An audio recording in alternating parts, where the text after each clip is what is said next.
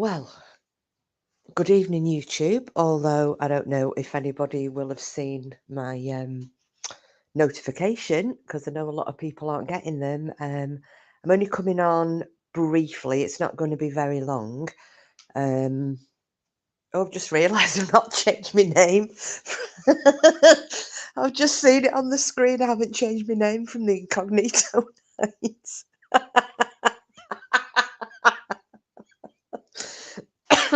And I'm sat here laughing to myself. Hi, Green Eyes. Sorry, I've just realised I hadn't changed my screen name from the incognito nights.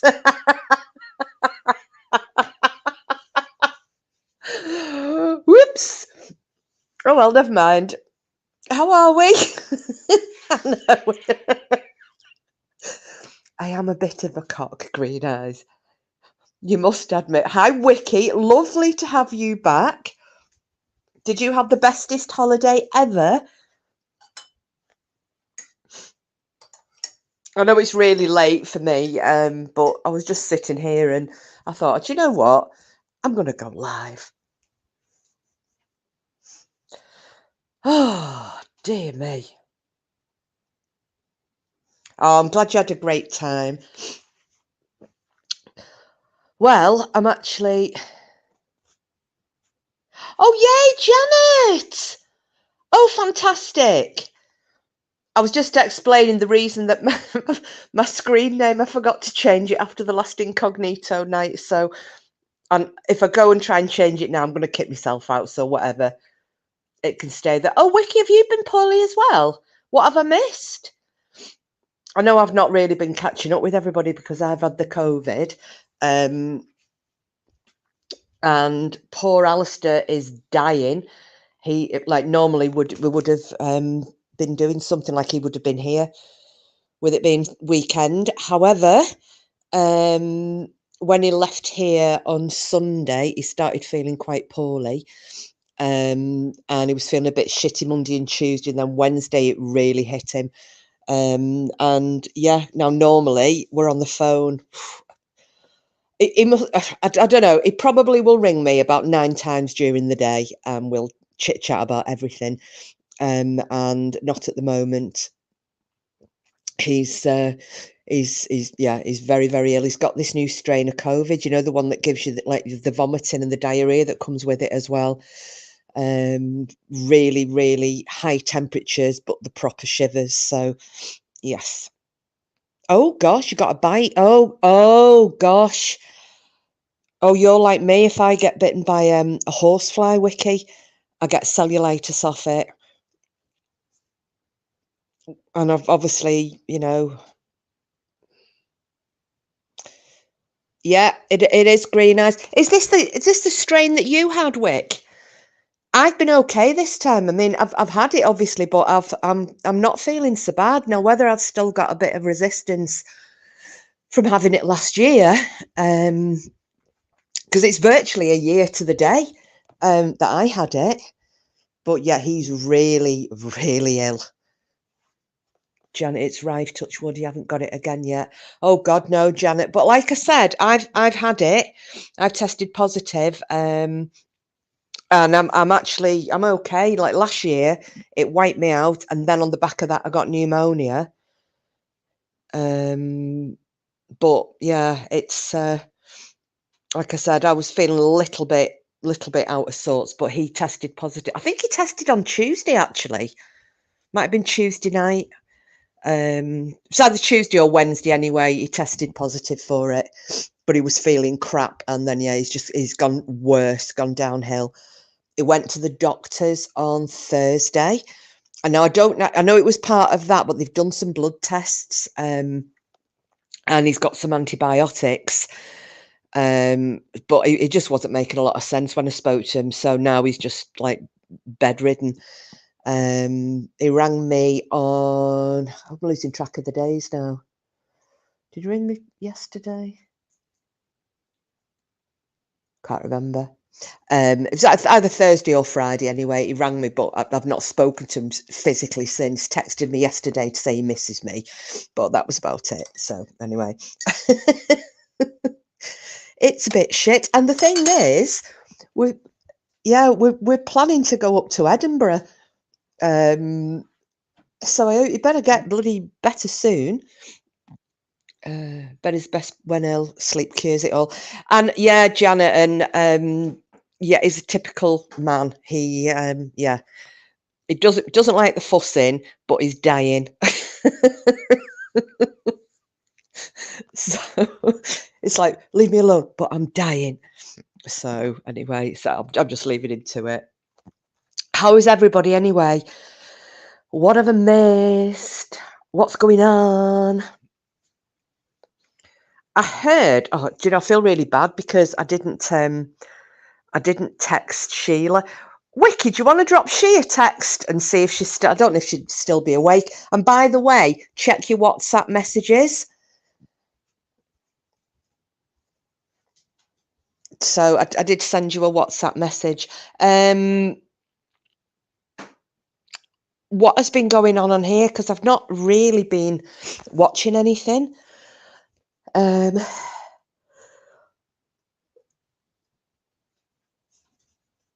Afternoon, Voodoo Queen, you lovely lady. I know this is a rare treat, isn't it? Me coming on this late so that it's a normal time for everybody else. How are you doing, chicken? How's bedtime? Do you know what? I'm actually feeling pretty all right, Voodoo. But I was just telling these guys before you came in whether I've still got a little, because Frida had said this to me the other night. Her son has had it again, but he hasn't had it as bad, and he thinks he was carrying some kind of antibodies to it from the last time. And that's what I think's happened with me, because obviously I got it this time last year. It was October last year that I got COVID and then the pneumonia. And now I'm still not 100% over the pneumonia, but I've caught it this, and I know I caught it off Ali. I know I caught it off him. I'm all right. He's taken a real nosedive. So I was saying to this lot, he's for the last 4 days now. Or 3 days. He's been in bed. He's really ill, really, really ill. So I seem to have kind of skirted around the edges of it. So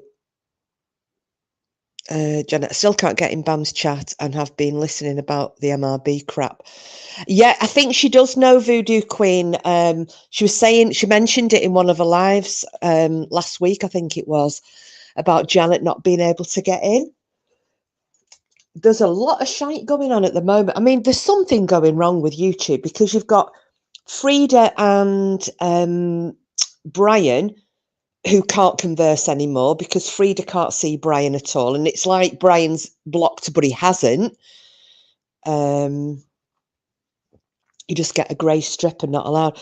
But it was like, do you remember me and Raven? And we both lost our wrenches. Do you know? And that just happened. So unless there would be a rogue mod, but there isn't because Lady Witch has control. She's a managing moderator, isn't she? She's got like superpowers. So she would be able to see if anybody had done that. So other than, I don't know, maybe setting up another account, Janet, I don't know what else you would do. Sometimes you get that and have to restart on your phone. I still have the age restriction thing, can't watch much. That's why I'm surprised this worked. Yeah, it's weird, really, isn't it? Absolutely weird. But yeah, there's been all sorts of stupid shit going on with YouTube at the moment. You've tried everything, and Google want your ID or credit card, and you're not doing that. I've never heard of that, Janet. Ever of being asked for your ID or your credit card. That's bizarre. Green Eyes is saying, checking your settings, Janet. Age restrictions can be turned on and off. Yeah. No, I know Voodoo. I know you don't give your details. It's like when you go into the Play Store, isn't it? No, I've never heard of it either, Green Eyes. That's the weirdest thing. But I know if you go into Play Store, you know, when you sorry for yawning, and you upload you know, like a new app or something, and then you get asked to provide your credit details, but at the bottom it says skip. Is there nothing like that, Janet, where although it's asking you for them, if you scroll down, you might see a skip bit? Just a thought. I don't know, because I'm not very au fait with YouTube. Anyway, I believe, is this true that the hippo has returned to YouTube?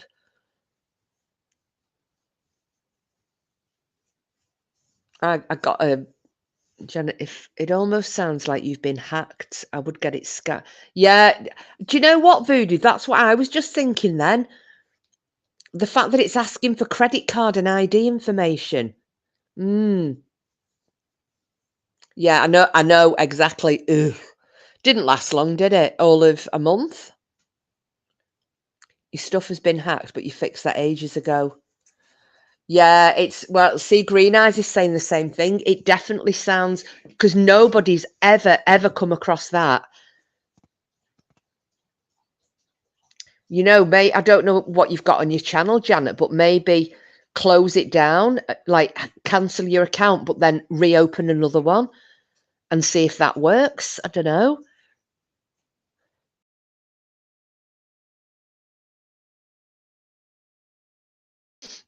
But it's definitely dodgy. Oh gosh, my picture's gone again. Keeps doing this. Cooper, what are you doing, mate? Oh.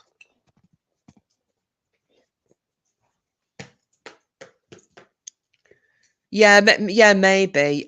Yeah, that's right, Greenhouse. That's exactly what I would do. Close your account, make a new one. I mean, it would be difficult, you know, say for me, because I've got all my videos and my lives on, and if I tried to do that, yeah, I wouldn't know what to do. But yeah, if I didn't have any content or what have you, you you shouldn't have to, Janet. I think it's just your YouTube. Just cancel your YouTube account. Close that one and then set up a new one, because you absolutely shouldn't be being asked for money. You get Asian companies and people try to befriend me because of what you do professionally. It's annoying. Oh, Green Eyes is saying she wouldn't because they're all connected. So yeah, maybe close everything and just start fresh. That probably sounds like the best thing to do. I had a spam call today, again from HMRC. You know, and it's the American voice. You know, I can't even do the American voice. I'm not even going to insult you by trying, Voodoo. But basically, it's like, this is HMRC, and you owe X amount of money in tax, and unless you contact us, you are going to be sent to prison. Blah de blah de blah de blah de blah. Well, I used to work for the Inland Revenue, so I was an investigator for the Inland Revenue, so I know exactly how it works. Yeah, they didn't get very far with me. Facebook Marketplace is the worst for scammers. Oh, Green Eyes, listen to this. Yes, I advertised something. I would have never, ever done anything like that. So the other day, I advertised well, I didn't advertise it. I got somebody to advertise it for me, and they'd never done anything on Facebook, because I kept being told about Facebook Marketplace and Gumtree and what have you. So I advertised on Gumtree and Pre-Loved, and then this person said they would advertise the same thing on Facebook Marketplace. Now, they'd never advertised anything before. Anyway, I got a phone call from them saying, "Oh, I've just had a message from somebody in my messages," and she said, "It says they're offering you to." Now, I'd asked £200 for this item. This person had offered £200. I said, "Accept it," you know. So she clicked on the accept, and then so we're having this conversation on the phone. Then she's back and forth to me, and she said, "Oh, hi, Frida." She said, "Oh, they're just asking whereabouts. Where are you?" So I said, "Right, okay." I said, I'd rather they tell me where they are first. I said, don't, give them the address and what have you. And then it started, didn't it? It was will you take a bank transfer? And I said, well, where are you coming from? That was the first thing. Where are you coming from? They gave me an address in London, but when I looked at the person's, what's it called? The account.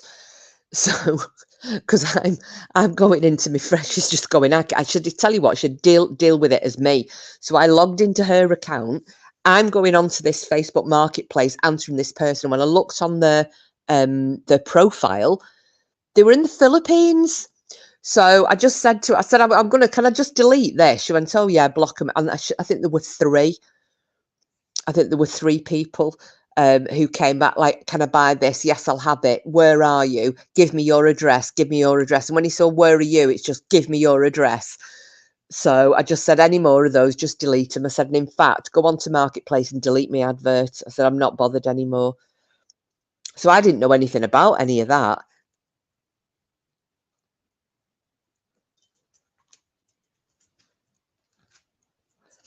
Oh, there was something. Oh no, what was I going to say? I've just had a brain fart. I was actually going to say something then, and it's totally gone out of my head. Oh well, I suppose it'll come back to me. Where's WikiWoo gone? Oh, anyway, are we all up for doing Wiccan's craft nights? Have you seen the stuff that she's been putting up? So I'm looking forward to doing that. I want to do the wreaths. She does the half moon wreaths. Oh, voodoo! It was it was when I forgot to change it. From the incognito night, and it's there. And I only realised when I came on, I forgot I changed it. So I thought, you know what? I'll stuff it. I'm leaving it there. If I can offend somebody this evening, I'm going to go for it. What the heck?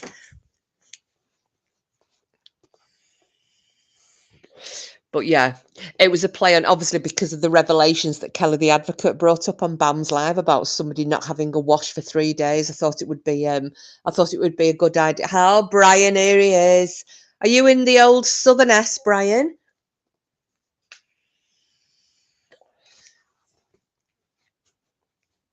You don't have to type in caps in here, love. You're all right. You can knock them off. Cooper, stop it. Cooper. Oi, Cooper. Come here. You're not a very crafty person, but you do like watching vids of people making things. Well, do you know today, Frida, I've gone on a cook fest because I'm on my own. Oh, you're in the house. Okay, Brian. Because I'm on my own this weekend because of the illness, I decided to go on a bake fest and a cook fest. So I've made chicken soup, I've made mushroom soup, I've made lasagna, what else did I make? Oh, my cheese and onion pies, two of them that have been, everything's going in the freezer. I have made a Bakewell tart. I have made, what else did I make? Oh, scones as well. I made some scones or scoons, whichever you want to say. Oh, you're going up for Halloween next weekend? Brilliant, Brian. It's because Halloween, is it a Tuesday it falls on this time? So do you go actually for Halloween night? Hi, Lisa. How are you, love? Oh, Brian, you want to? I'll give you my recipe. I'll email you my recipe because it's an absolute blinder. Even people who don't like cheese and onion pie like my cheese and onion pie.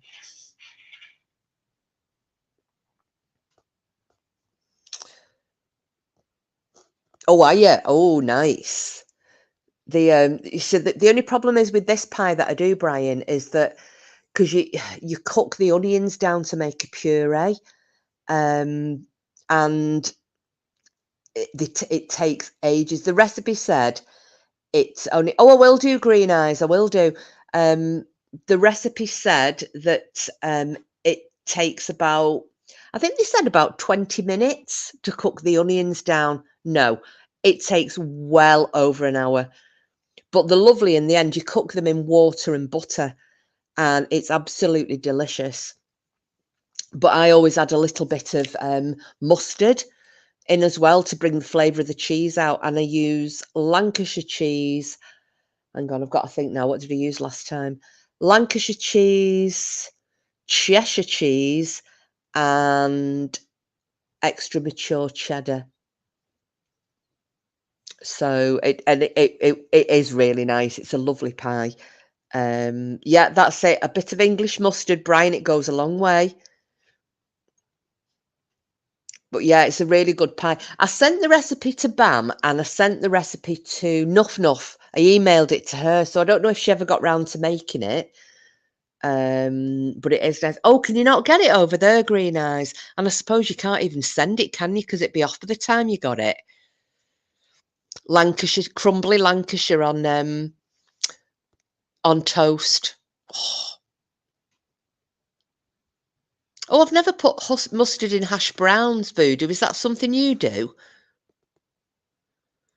Oh, you see, that's the one thing I'd miss living abroad. Because I did live abroad for a while, and I missed me cheddar cheese and me red Leicester. Couldn't get hold of red Leicester, and I was having to eat all that foreign cheese.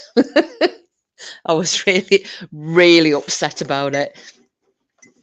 Because if there's one thing I like, it's a bit of cheese on toast. And especially I like making your Welsh rarebit as well. Oh, the only one you can get is red Leicester. Oh, that's all right. See, I'd be okay. Pie sounds like hash browns. We had sorted. Oh, right. Sorry, I'm with you now, Voodoo Queen. I've never made hash browns, actually. Well, my next thing to make as well. Now, you'll probably curse me for this, Voodoo, because I'm probably going to massacre one of your tried and tested recipes. Is my jambalaya. But I'm going to try and make it instead of with rice. I'm going to try and make it with orzo. I don't know if you've ever made it, or anybody's ever made jambalaya with orzo rather than rice. I just thought, oh, just to have a bit of an experiment, because I've got my chorizo in, and oh, is that a no as in no? Or just a no, I haven't? Is that a no as in don't do it?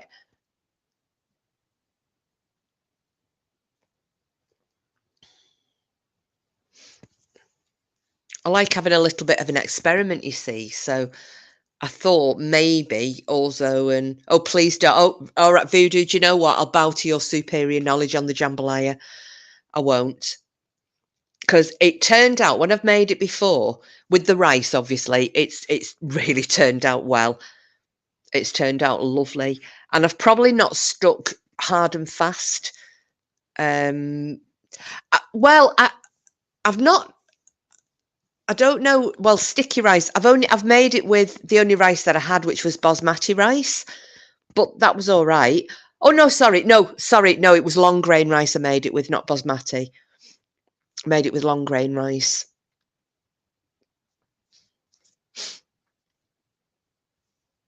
Oh yes, risotto. Mushroom and garlic risotto. That's my favourite. Although I went to a restaurant, it's quite a nice restaurant, at a place called Mitten, which isn't that far away. Oh, brilliant, Voodoo. Yes, please. Voodoo's going to share us a casserole information. If you can get it all in one message, I'll stick it up on the screen, Voodoo. Thank you. Yeah, feel free. It feels like a recipe evening, doesn't it?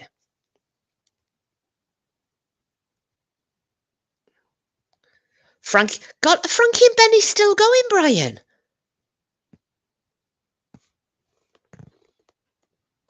I didn't know Frankie and Benny was still going, but yeah,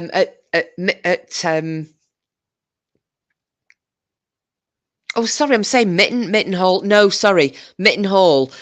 Oh, God, what am I like? Just near what? I don't know if any of you have heard of Worley. Well, Green Eyes will have Worley Abbey. Well, Mitten Hall there, it's really, really posh place. They actually do a fantastic Lancashire hot pot of all things.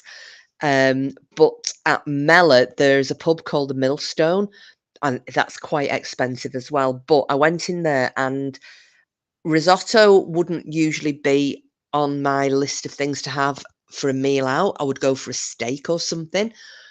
But my friend had already recommended it. They did a spring onion risotto. So I ordered it, and my God, it was to die for. Oh, let's have a look. Voodoo Queen, sausage crumble, hash browns, Mexican. What's Mexican seasoning? Salt, extra sharp cheddar, jalapeno cream cheese. Oh, the only thing is I don't know what Mexican seasoning is. Oh, salt. Oh, I love salt and chili chips, salt and pepper chips. You can get the little pots of seasoning, can't you? So you can make your own salt and pepper everything. But it seems a hell of a lot stronger and sharper than the stuff that you get from the Chinese restaurants or takeaways.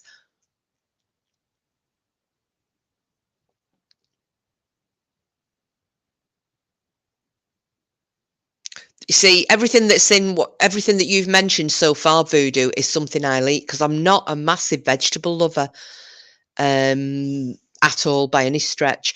I also made I've just realised then something I'd forgotten that I made, but I didn't keep it for me. I made a courgette soup, like a cream of courgette. I made it for my friend because she always reckons you can't make. Or for those of you in America, it is zucchini. Really nice soup. I should put so brown the sausage and break them up. Add the seasoning. Add the hash browns. Do you leave the hash browns whole or do you break them up as well, Voodoo? Bake until half cooked. Pull out. Add everything else. Stir and cook. Oh, and I'll put that up on the screen as well for anybody. There's your method. Just waiting for the answer on the so you right, okay, so you shred the hash browns as well, break them up. Thank you, Voodoo. I might have to make that.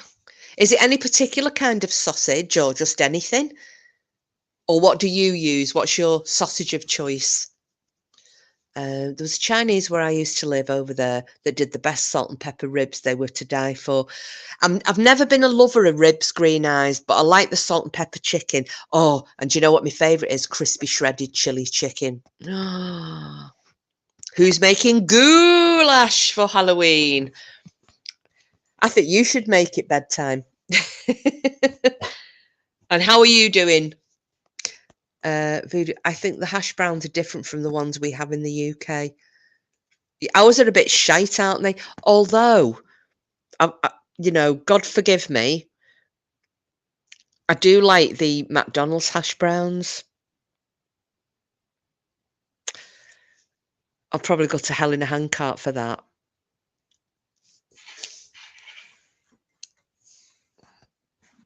Have you all done your houses up and everything? I know Brian's going to go all out.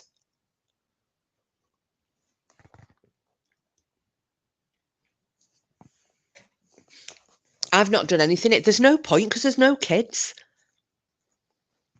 There's literally, in this village, I live just near a school, and everybody at this little tiny primary school come from out of the village. It's such a shame. Oh, listen to this as well. Right. So the other day where I keep, hi, Barbara. Hello, love. That's it. Brian's sausage, egg McMuffin and hash brown. It's the only thing I'll eat from McDonald's. I think the shit. Apart from that. Jimmy Dean sausage in a roll like ground meat. Spicy is best, and I use frozen shredded hash browns. Right, who's going to try Voodoo's recipe? I'm going to put that up on the screen as well. You let the yard turn into a scary graveyard, very festive. Yeah, because obviously, as you all know, I came from here and went away, and now I'm back here again. So I know everybody, and so where I'm keeping Maisie, I can walk to the farm, and it's my friend Sharon's farm. You can just cube potatoes. Oh, thank you, Voodoo. Thank you for that. her dad and mum are Scottish, and in September, remember when I was looking after the farm for them? I don't know if I've mentioned it or not, but the mum had gone into a hospice. She was really poorly, and they honestly didn't think that she was going to come out. And I was dreading somebody getting in touch with me because Billy was away; he was on his little 4-day holiday. Plus, Sharon and her husband were abroad for a month, and I was like, "Shit, something's going to go wrong here. Something will happen." And so I genuinely thought Jeanette was going to die while they were away because she was so poorly. Anyway, she hasn't. Lingered on, lingered on, lingered on. And then on, was it Wednesday? Just got to think now. It was either Wednesday or Thursday. Hi, Kenneth. How are you? Welcome in. We're just having a little chit chat about everything and nothing. And they finally allowed her to come home from the hospice on, yes, it was Wednesday night. So I was walking the dog past the farm at about 6:30, something like that, just before it went dark. And bang, bang, bang, bang, bang. And she's on the downstairs window, banging and waving at me. And I was like, hiya. And I went and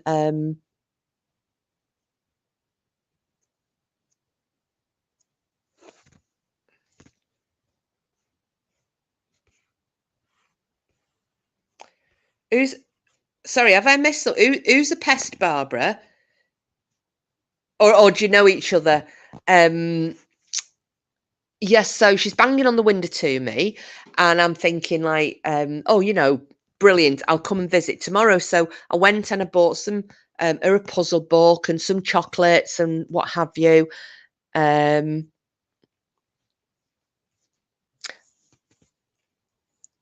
Yeah, I don't know, Kenneth, unless Barbara's confused you with somebody else. I don't. Oh, he's my besties at my house. Right, I'm with you. Oh, dear me. I was thinking then, oh gosh, who's this? Do you know something we don't? Oh well, if Kenneth's your friend, then we'll have to sort you out with the wrench, Kenneth, for when you come in again. Anyway, so I was planning on Thursday of going and visiting with her. Oh, does he, Barbara? Right, no worries. And Thursday morning, I got a knock on the door, and it was Dave, who lives next door to the farm, and he said, "I'm just letting you know, Jeanette's just died." And I went, "What?" He said, "She's just died. I think Billy had gone to him and blah, blah, blah." Anyway, which was the freakiest thing. So I think she's hung on for 2 months to basically come home to die. She wanted to be in her own home to die, but I can't believe I'd only seen her 12 hours earlier where she's waving and banging on the window to me, and I'm like, "Yeah, I'll see you tomorrow," and then just gone. But what I found, what really touched me, Billy at the farm, he's ex-Navy, and he has a flagpole. So he flies the different flags for whatever national holiday it is, or patron saint's day, or what have you. That for the Queen, and then for the coronation. So there's always a flag flown. And oh my God, I was bawling on Thursday night. I'd gone up there and I said, they're going to put the village.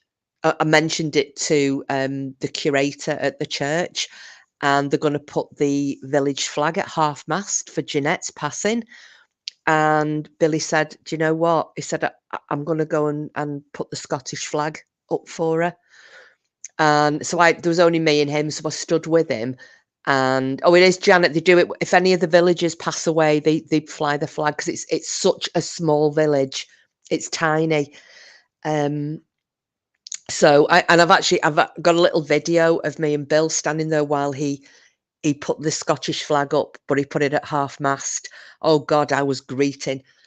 I was absolutely sobbing. Just an end of an era, isn't it, really? So that has been quite sad this week. It is voodoo. It's lovely. And the thing is, because we're not all together, so you've got my road and there are only there's 3 of us, and then there's a big gap, and then there are 1, 2, 3, 4, 5 more houses, but 4 of them are farms and 1 house, and then that's it. And then the rest of the village, there's then another little hamlet about 3/4 of a mile from me down a little track, and then another part of the hamlet which is up on the main road, and then another 1.5 miles further along there's another little cluster of houses. So we don't all live together, but it's just really nice. It's lovely. Oh,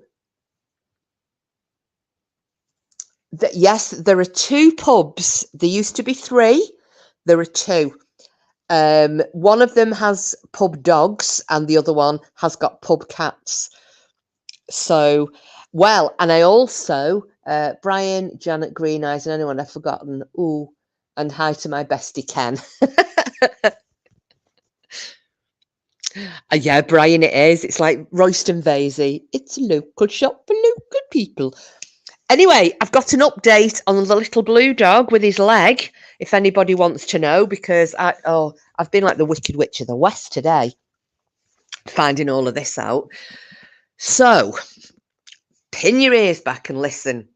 And I'm going to actually make her details public now, because I don't give 0 shits. And I know that so what's happened is the police have now, my friend Sue, whose dog Little Blue belongs to, anyone who doesn't know, my friend left her dog in the care of for want of a better word, a twat. And this twat rang my friend and she can hear her dog screaming in the background saying, I think you need to come round. He's had a little accident. And according to her, he tripped off the bottom stair in the house and had done something. She hadn't seen it. They were coming downstairs together. She hadn't seen it, but yet she knows enough to say that he tripped. Anyway, whatever. Hadn't seen it, but he tripped off the bottom stair and didn't know what was wrong. And when Sue got him to the vets, and he was literally screaming, they had to sedate him. She had to go to the emergency vet. She wanted him at her own vet. So sedated him for the weekend. When she got to her own vets on the Monday morning, because I think this happened on the Saturday afternoon, she got to the vets on the Monday morning, and they were, and like I said, he was sedated for the whole of the weekend. And when they got in there and the vet examined him and they scanned him and x-rayed him, he had, his leg was fractured in 3 places and his shoulder was basically disintegrated. The type of accident that would have occurred maybe in high collision. Maybe, I don't know, let's think of some scenarios, like if some big fat evil cunt picked a dog up and threw it against a wall, or kicked it down the stairs, or booted it with such force that it basically knackered its leg. Yes, Janet. And the funny thing is, here we go. So if some of you may remember this bit as well. So about 3 years prior to this, when I was still talking to this, and I am just going to call her a twat, Stacey, you twat. When I was still talking to her, because I prior to me moving away, I cut all contact with her for a year because I wanted nothing more to do with her. She was a shady bitch, narcissistic, doesn't come into it, a liar, a troublemaker, a slag, dirty bitch. I didn't want any association with her at all. She had this time sent me a text message. She used to look after Little Blue occasionally. She'd sent me a text message saying, you won't believe what's just happened. I've just fucking kicked Blue from one end of my lounge to the other. And I thought, what the fuck? And I rang her up. I was like, what? I said, and I'm thinking, is it just like, a turn of phrase? Because I'll fucking skull drag Cooper the other night, but I don't touch him. It's just me, Maybe I've bollocked him for something, but I would never dream of hitting an animal ever. Don't even hit my horses. I've never done it. You know, flat-handed slap to move their asses away from the gate when you're trying to get out. You don't need to hit animals. Anybody who hits an animal is a piece of shit. And that goes for, you know, if I knew any friends who would hurt an animal, hit an animal, tap an animal, you don't need to do it. They're a piece of shit. So I'm thinking maybe she's just, you know, being her, being a bit extra. And so I rang on. I went, what? Oh, what? I said, well, you've kicked him. I fucking have. I went, what? And I just couldn't believe what I was hearing. So she said what had happened was the little dog had got a toy. She'd given her own dog a toy. This little Blue had taken the toy. She went to get it off him and he growled at her. So she said, I got the toy and I twatted him with it in the face.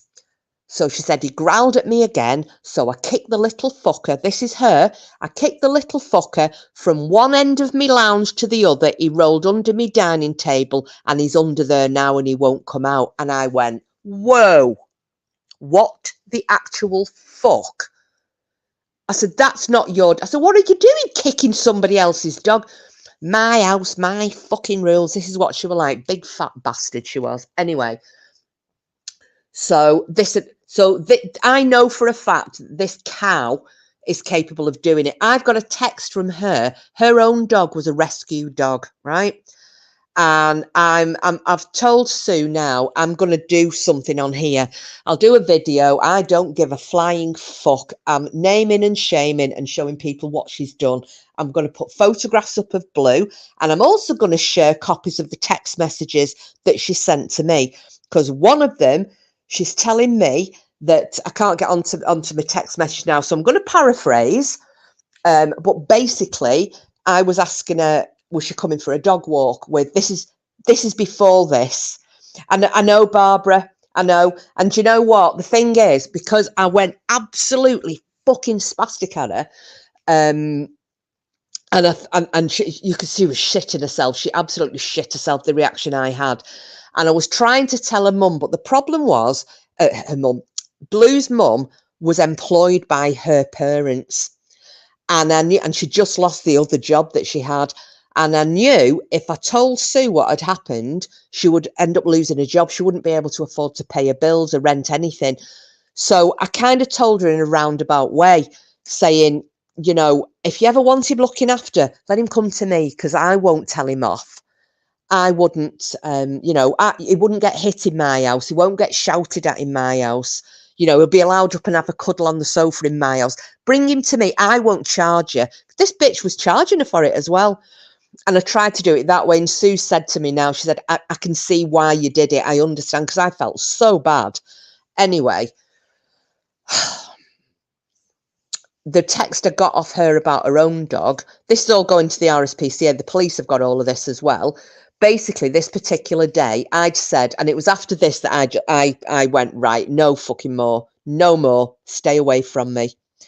Because the text message about her own dog, I'd said, you're coming for a walk. She said, no, I've just had him out. Now, bear in mind, this dog was 15. He had cancer. He had a heart problem. He was going blind. He also had something wrong with his spine. He was arthritic and he had a cruciate injury. He was going deaf. He'd lost virtually all of his teeth. He was a little dog, a bit like a corgi, right? And on this text message, like I said, I'm paraphrasing, but you'll all see it because I'm going to cut and paste it into a video.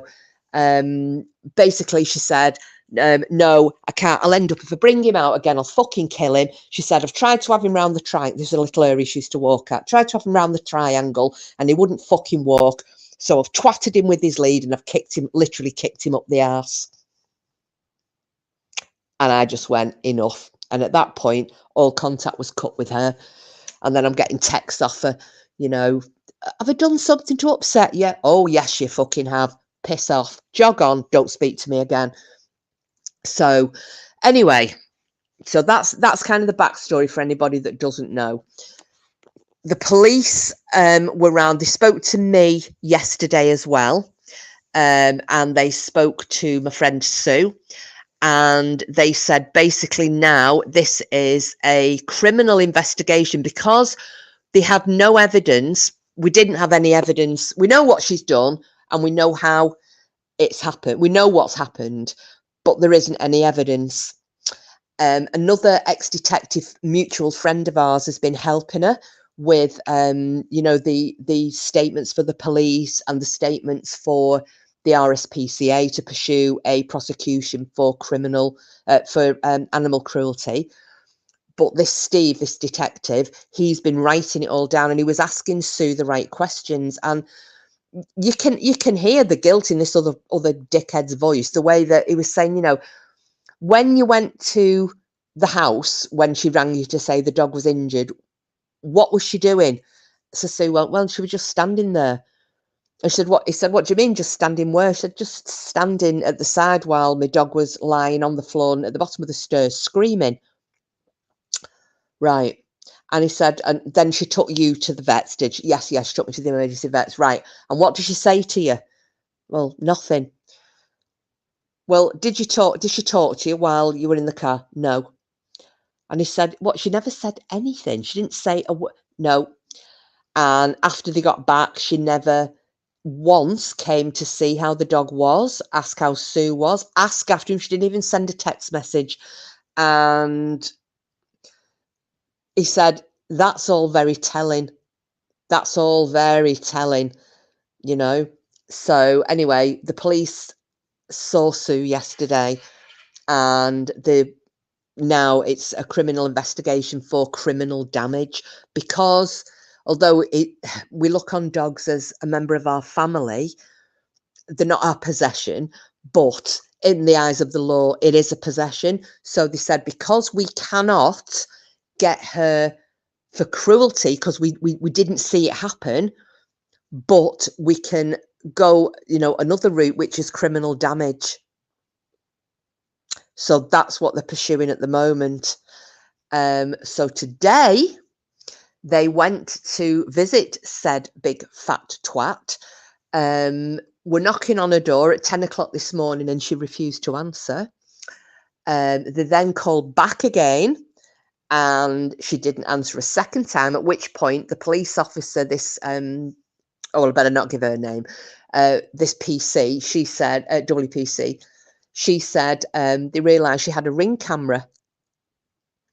So they're talking at the Ring camera, and then there was a message saying, oh, I'm actually in the shop, because it's her mum and stepdad's shop, and that's the one. They sacked Sue, by the way, because she was trying to find out what happened to her dog and saying, I do not believe your daughter that he tripped off the bottom step and caused this traumatic injury.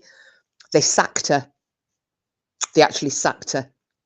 So they went round to the shop. Now, the police, WPC, she rang Sue later on. Oh, Frida, it'll come, because the RSPCA now, the police are pushing for a prosecution for animal cruelty via the RSPCA. She is being investigated by the local authority because she's a teacher. This woman is a teacher. But this is where Sue's managed to get her revenge. This is the best of the lot. And this is why now I'm in a position to actually make it public, because I don't give a shit anymore. They went round to see her. And now, all along, she's denied all of this. She's denied ever sending me these text messages. She's denied, and I've done a statement for the police. She's denied ever giving me these text messages. She's denied ever telling me anything. But funnily enough, she knew exactly which conversation it was, because she gave her own version of events. Well, out of thousands upon thousands of text messages, it's funny how she picked on the right one, wasn't it? But just altered it to suit herself. Anyway, they've gone round to see her, told her that she is the subject of a criminal investigation, and she's panicked and gone, well, what are you on about? And they said, well, no, this is down now because I forget the word they used, but basically she is the subject of this criminal investigation. There was a word that they actually used. And she said, well, how long is that in place for? And they said, well, forever, because you've been the subject of a criminal investigation for criminal damage. This is an investigation against you. And she's like, well, what do we do about work? What do we do about work? And they said, well, you better tell them, hadn't you? Because you're in a notifiable profession. You're a teacher. You're in a notifiable profession. You need to let work know. Never mind ban Voodoo Queen. She should be shot in the face with a big cannon full of shit. I hate her. Now, all along she's denied this. Now you imagine, because when Sue was telling me that this bit after the police had been round, and I said, right, oh yeah, Janet, well that's all she's bothered about. Now listen to this. So say for example, it's me, and somebody is accusing me of having hurt their dog intentionally, like kicked, thrown down the stairs, thrown against a wall, whatever, about their dog, and I haven't done it. I have not done it, and I am disputing this and proclaiming my innocence till the cows come home. And the police rock up at my home and tell me that I am going to have that against my name for the rest of my life because someone's got a criminal investigation going against me, right? What would any of you, what would your reaction be? Because my reaction would be explosive. You what? This is all bullshit. There's no way. How is this going to be allowed? How can somebody tarnish my name for something I've not done? This is wrong. Sort it out. Blah, blah, blah, blah, blah. That would be my reaction. I wouldn't be saying, well, what do I do? I'm a teacher. What do I do? How do I get this off my record? Yeah, never, nothing other than that. I would have been going, get him round here now. I want to see the evidence you've got. I want to see it. I want to see the proof because it's bullshit. You're not accusing me of something I haven't done, and I am not getting my career ruined for something I haven't done. Nothing. Not a dicky bird. Crickets. A bit like, when Dean and bloody Chuffer get called out on their shite. And they never, ever, ever will address it. They just deflect and go on to something else. Yes, Janet. Well, apparently she went white. Yeah, she deserves to be put into prison. No, she shouldn't be. She shouldn't be near anybody, Barbara. She's vile. She's absolutely vile. Well, I'll tell you something else about her as well. And this was from her own mouth. And it wasn't just to me, it was to somebody else.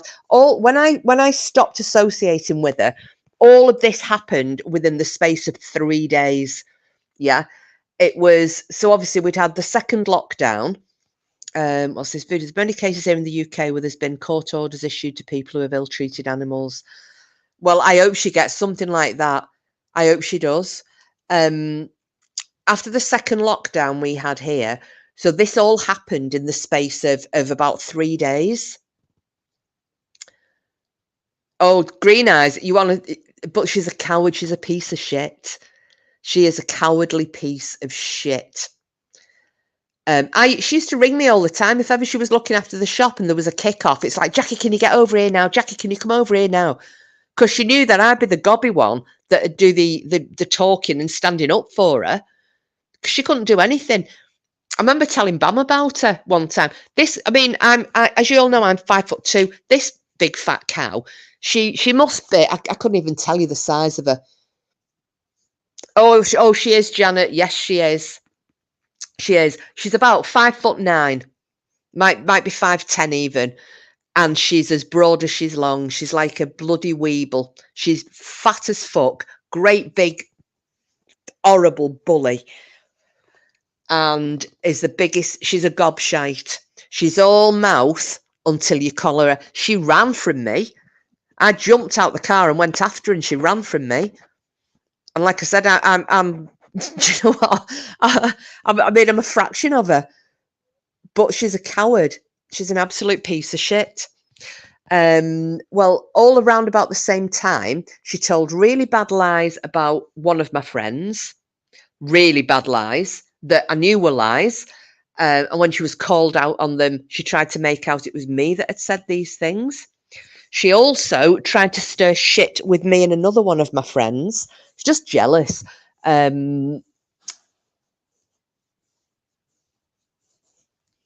Yeah, cooking. Yeah,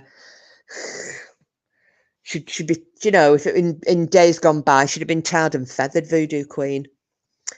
Yes. So she and then, as I said, it was the second lockdown, and she was looking after the shop for her parents. And Sue used to work in there. I'd gone in just as Sue turned up to take over the shift. And because it was when the schools were shut down, so she was working in the shop as well, this big fat cow. I'd gone in the shop and at the same time as Sue, and we were chit-chatting. I think I'd gone for some milk or something. And she was like, "Oh my God, you'll not believe what's happened today. Wow, wow, wow, wow." And she's one of these, she loves herself. She thinks every fella that looks at her is in love with her. She's so arrogant, I can't even tell you. And she's no redeeming features. It's not even like she's a big girl and really pretty. She's just awful. Her attitude stinks. Anyway, she was like, "Oh, such and such has been in." And she went, "Do you remember me telling you about him?" And I was like, "No, just taking no notice. I'm just getting me shopping." "Oh, yeah, yeah." She said, "Ex-pupil of mine." I said, "All right, yeah." She said, "Yeah, yeah." She said, "The three of them turned up." She said, "They were on the push bikes." She said, "They've come down the shop." She had called to get, because it was very hot. They've called to get like an ice lolly and some pop. I said, "All right, yeah, yeah." I Sue, how are you doing? And we're chatting. She was like, "Oh, yeah, yeah." She said, "It was really funny though." She said, and she's flicking her hair and what have you. Really funny that, like, because she said, "I don't know if all of them know," but she said, "I've actually slept with them." I said, "What, all of them?" "Well, yeah, yeah, different times." I was like, "Right." I said, "How old are they?" And she went, "Oh, 20, maybe 21." I said, "How long ago is it that you slept with them?" Now, Sue, we were talking about this, and Sue went, I said, "You want to get this, you want to tell the police this as well?" She said, "Oh, I don't know, about 4 years ago." So I, at this point, went, "So they were like 16 or 17, so they've only just left school?" "Oh, no, they've been left for a bit. They've been left for a bit." I said, "But these are kids you've taught from the ages of 11 to 16, and then they walk out of the school gates, and then you think that it's game on? In which reality does that sound like normal behaviour?"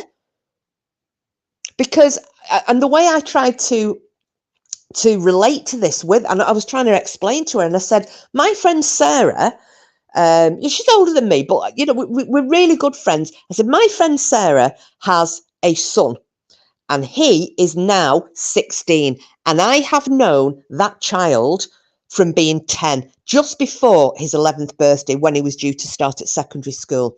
So I said, "That is exactly the same as me knowing George from the age of 11. I think he was only about a month off his 11th birthday when I became friends with Sarah." So I said, "That's like me knowing George." And I said, "And he's 16 now, and he's just left school, and it's game on." "Really?"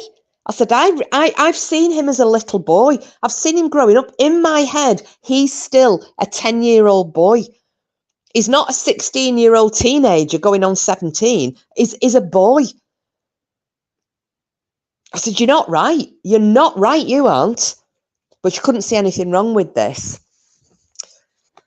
So Sue, we spoke to the police officer about it, and she said, "Yeah, although it's not a crime, it's probably against the school's code of conduct, because a lot of schools have in their code of conduct, one of the stipulations is," yeah, exactly, Voodoo. That's what I said.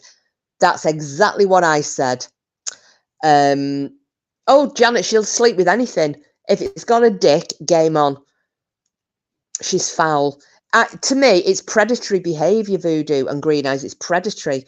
And a lot of schools, and this one that she works for included, say that teachers cannot have any form of relationship with ex-pupils for 3 years after they leave school. Now, I don't know why that 3-year period is in place, but it's there. Wiccan, that is what Steve, the detective who's helping Sue with the statement and that for the RSPCA, has said the same thing. It will go against conduct, same as nurse and patient. Yes, that's it, Gritty Eyes.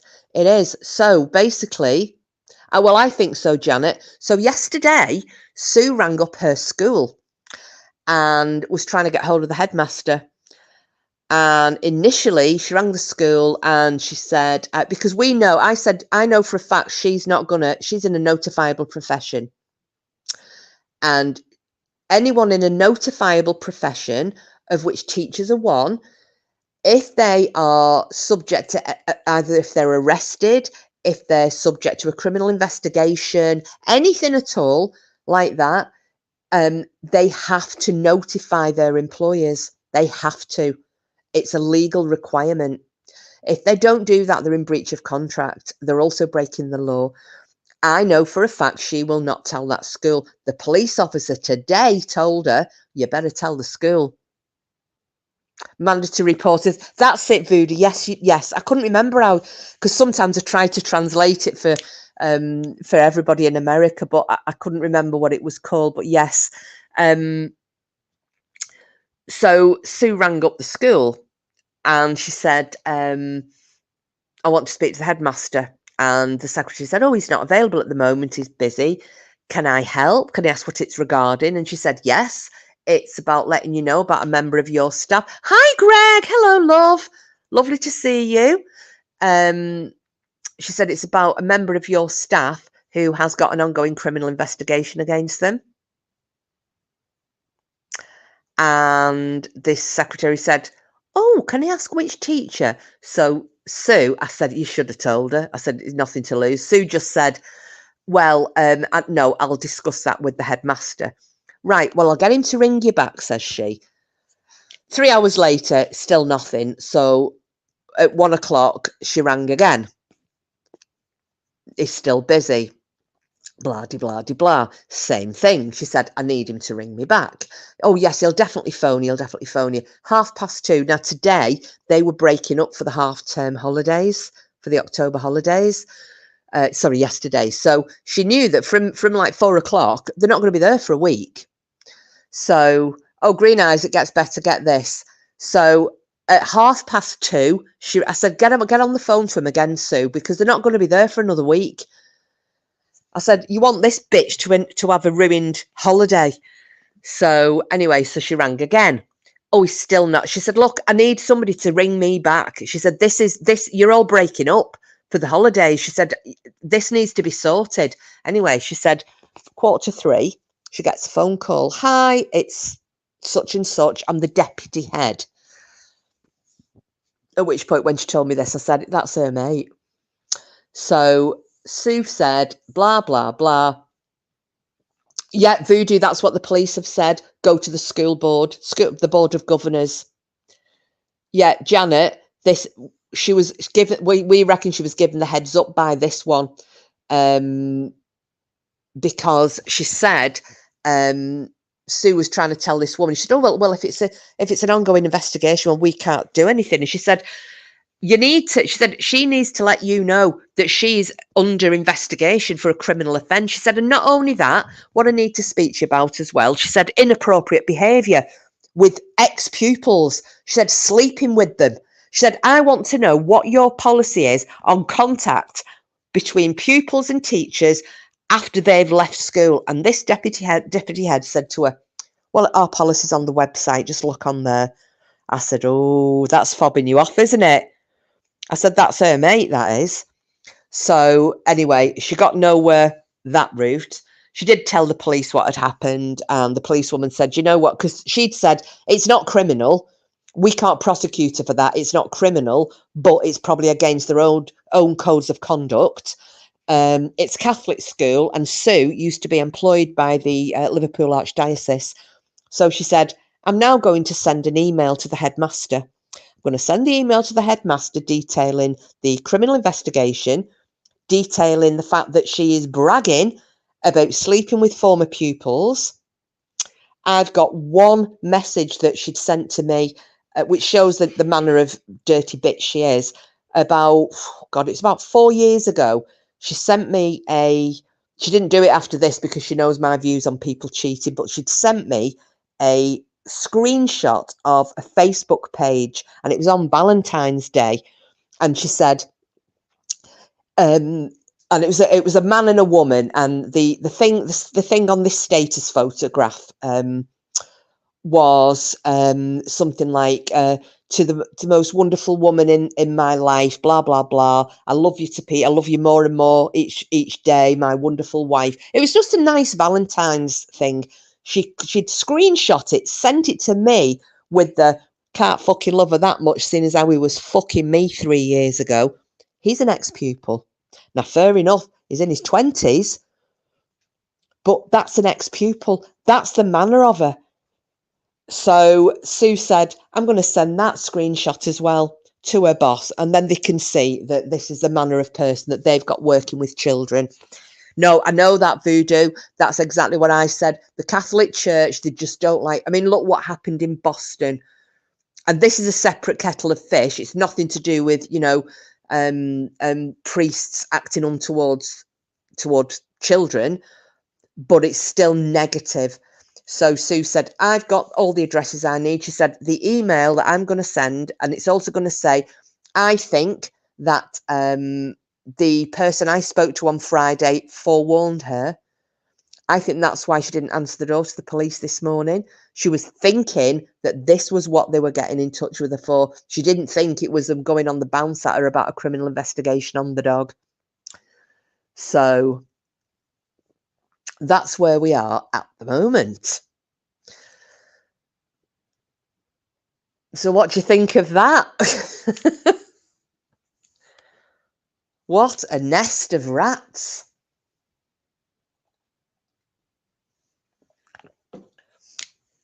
I mean, I came past the shop. What day was it? Oh God, I can't remember what day. Oh no, Sunday. Oh, yeah, it was Sunday last week. Yeah, last Sunday. It was after Ali had gone home, and then I went for a dog walk with my friend.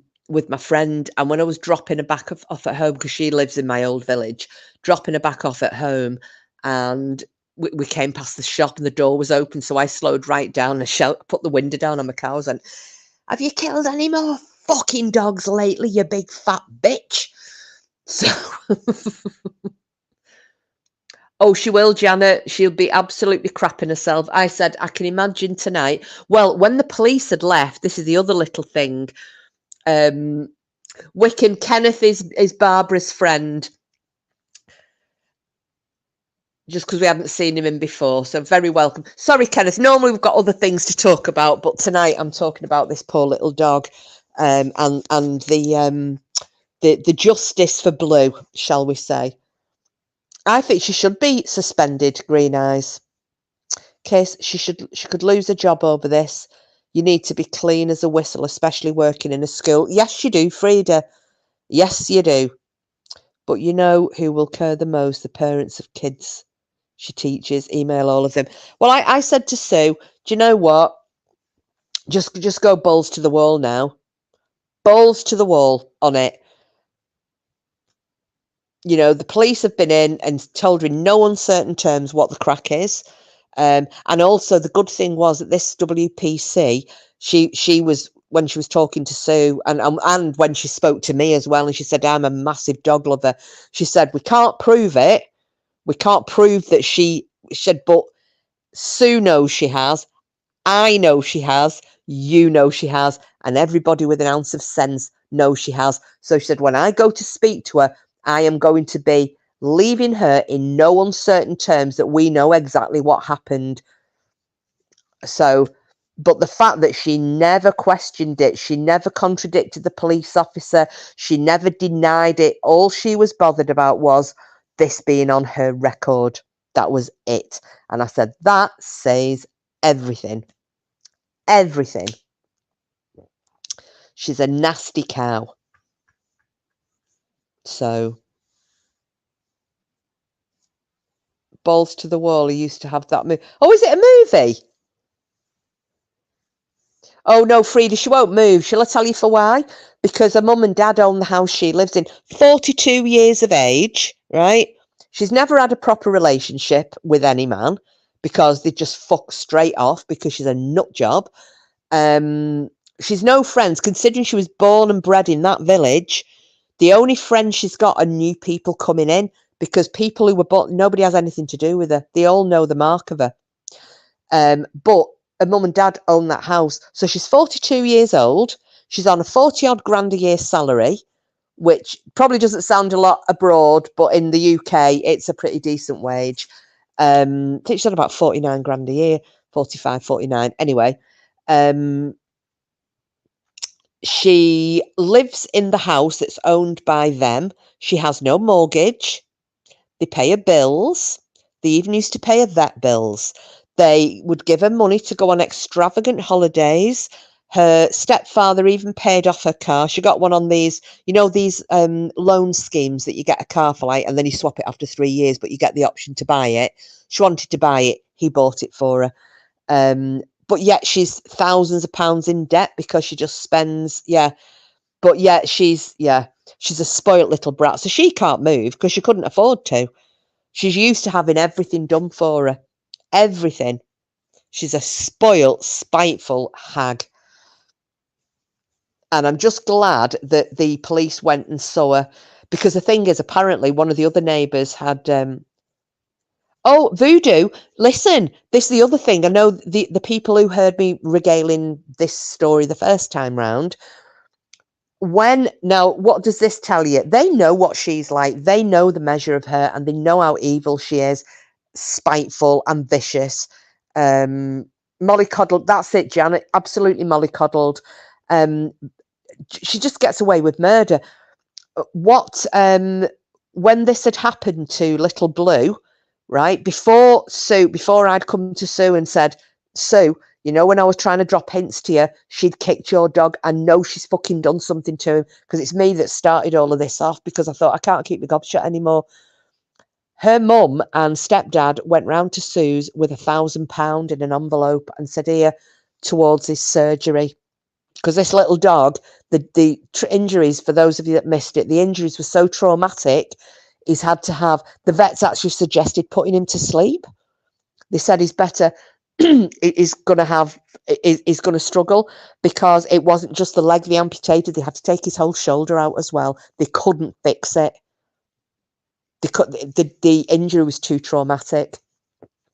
So they rocked up with money. Now, Sue turned it down. She went, no, I don't want your money, because she said, I know what they would be saying. They'd be going round the village saying, oh yes, we paid Sue's bills. She said they can fuck right off. But now the police officer has also told that Stacey and Sue, and she said to this Stacey, she said, and I've told Sue that she has a very, very strong case to take you to a civil court for damages for what's happened to this dog and for what's happened to her. And so Sue's gonna go down that route, because they sacked her as well.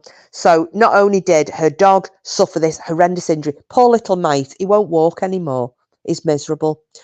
So not only has the dog suffered a traumatic injury, Sue has been traumatized because she lost her income. She had no job. She's in her 60s. Like she said, who wants to employ a woman in the 60s? She said, all I can do is clean houses now.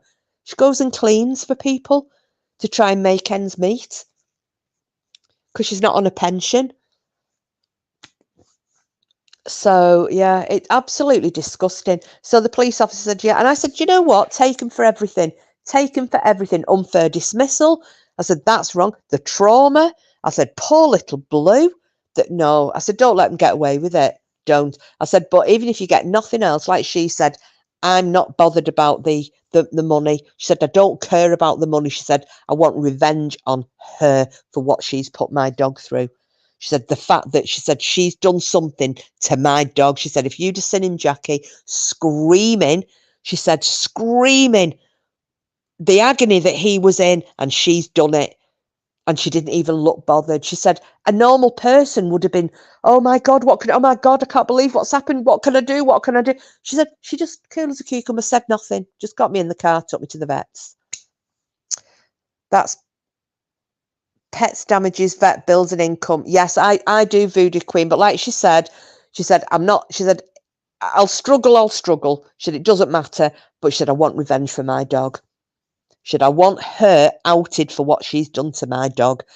She said, I want everybody to know what she's done to my dog.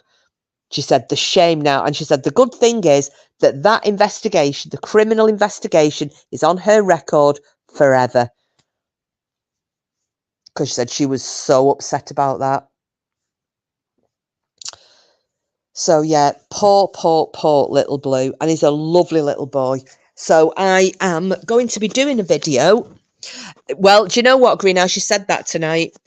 She said, I will be going. She said, I'll go to one of these magazines. She said, with, they pay £150. Oh, Greg, no. Oh, I'm so sorry.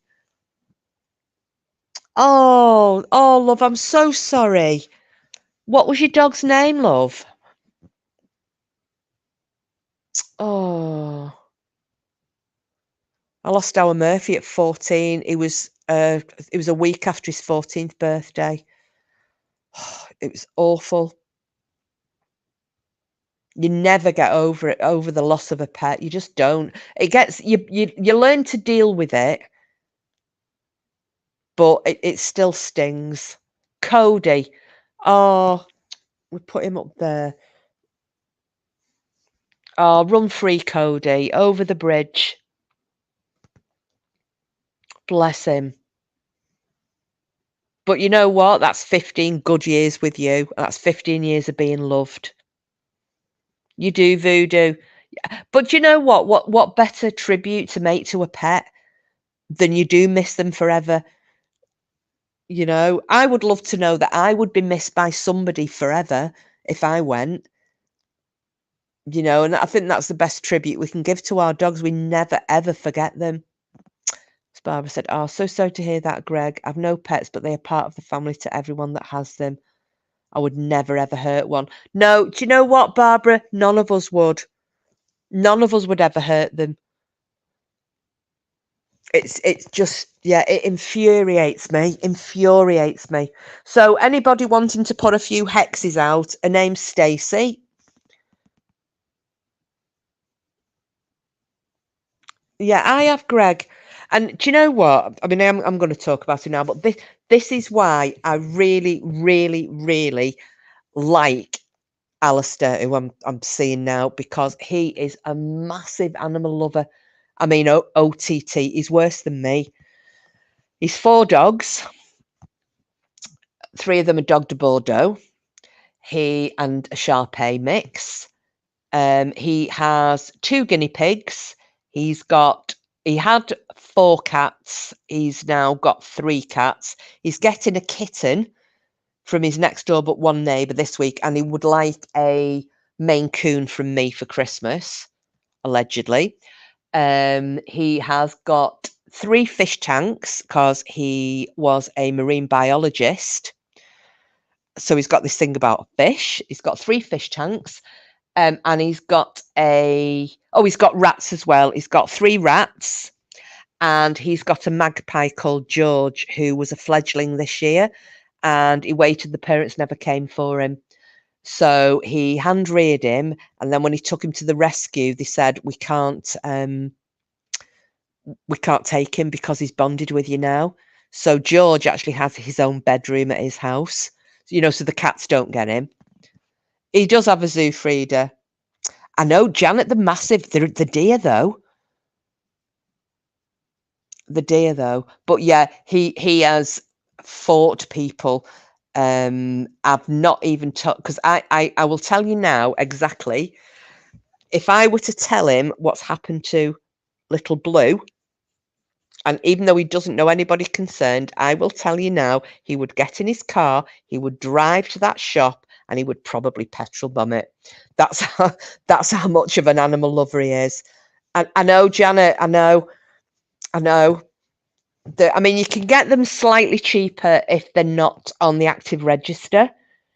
And you can sometimes get ex-breeders, you know, when they're new to them after like the queens, if it's a stud and they new to the queens and then after they've finished having the litters. But you're still talking £1,000 or just under, but he wants a boy cat because the kitten he's just got is a female that he's going to have done. But for his Maine Coon, he wants a boy. So I've been looking at the XL Maine Coons. They're gorgeous. They are gorgeous. But I said, if I'm buying it, I want to name it. So I don't know. I don't know what you all think. I was thinking I need some good names for a Maine Coon cat. Wanting, if I can, I wanting to get a silver tip tabby. You know, a silver black tip tabby, I should say. Because I think they're beautiful. But I was trying to think of names, but I want something a bit different, you know. So yeah, I don't know, because my friend got a cat and I thought it had the best name ever. And I thought if I ever had a cat, I would call it this. Well, I wouldn't have a cat with Cooper because he'd just annihilate it. But if I'm buying it, it's kind of going to be my cat a bit. So my friend's cat is called Havoc. I think that's a really good name, Havoc. I don't know what you think. Oh, Cameron. Well, Prince Percival and Cameron. Oh, do you know, each one of these, I'm gonna put them up on the screen because for some reason now I don't get my live chat playback. I don't know why, so I can't come back and look through chat.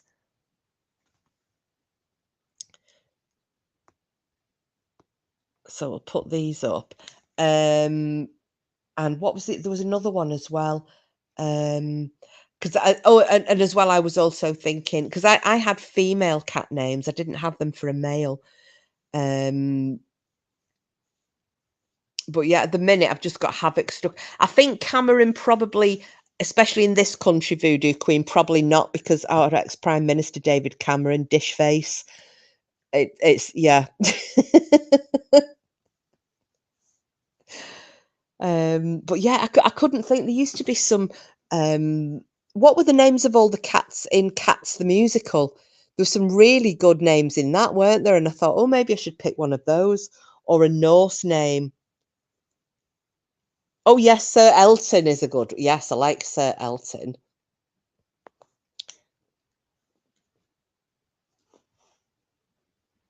He probably would just, yeah. He called his name. His cats and dogs have all got really weird names anyway.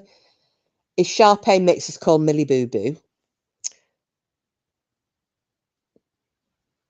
Oh, Boudica. Well, yeah, but the thing is, though, Frida, he wants a male. So, and Boudica's female, so I don't think Elvis. But I'll put them up on the screen anyway.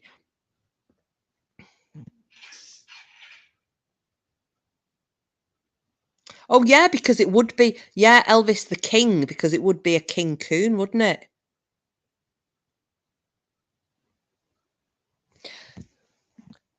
Oh, Jack. Well, now the thing is, he wouldn't be able to call it Jack the Lad, because one of his dog de Bordeaux is called Jack. Well, he's actually called Jack. Like I say, he's got the weirdest name. Jack, and then there is Squeaker, is bitch. Oh dear me. So yeah, I think we need to run a book and we need to get some good suggestions for names, because I think I should name it. I don't think I'm being too demanding, personally, but you never know. I don't know. Yeah, that's it, Barbara Havoc. And I just think it's a really good name, that one.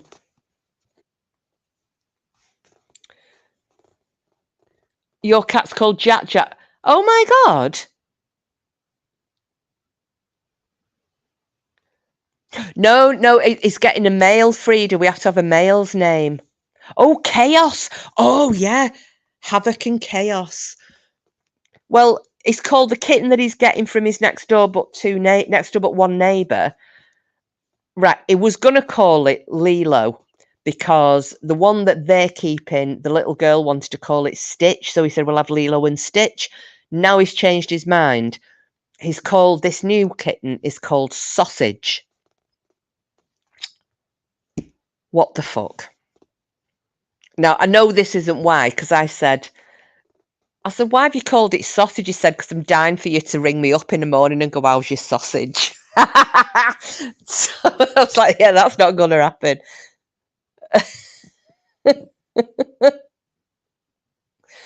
Isn't that funny, Wickham? Because, yeah, Knobhead's cat was Tiggs, wasn't it?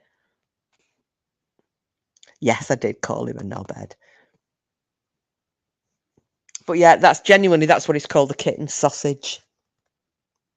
The fuck?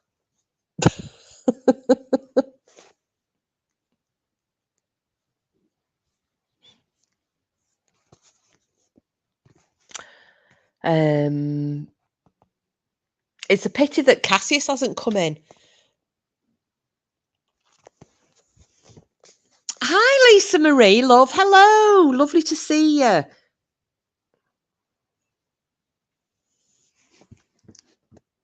Zion. I don't... Batgirl and Robin. You see, we had... I don't know about Zion. I don't know. It's not... If it's got white paws, call it socks. Yeah, that's a good one. We're just thinking up a male cat's name, Lisa Marie, for a Maine Coon.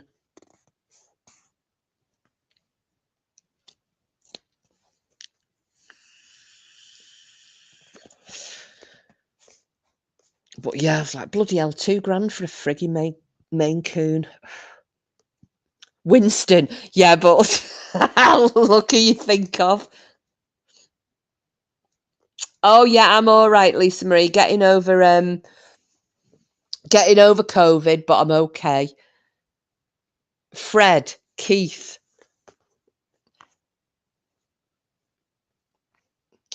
We used to have one. Was it you guys I was telling about called Ugly Bob?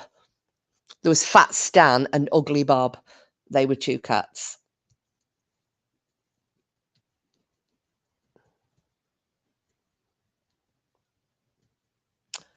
Lancelot. Oh, let's put these up. Yeezy. Oh, who has got a Maine Coon? Not yet. Not yet. I'm getting a kitten.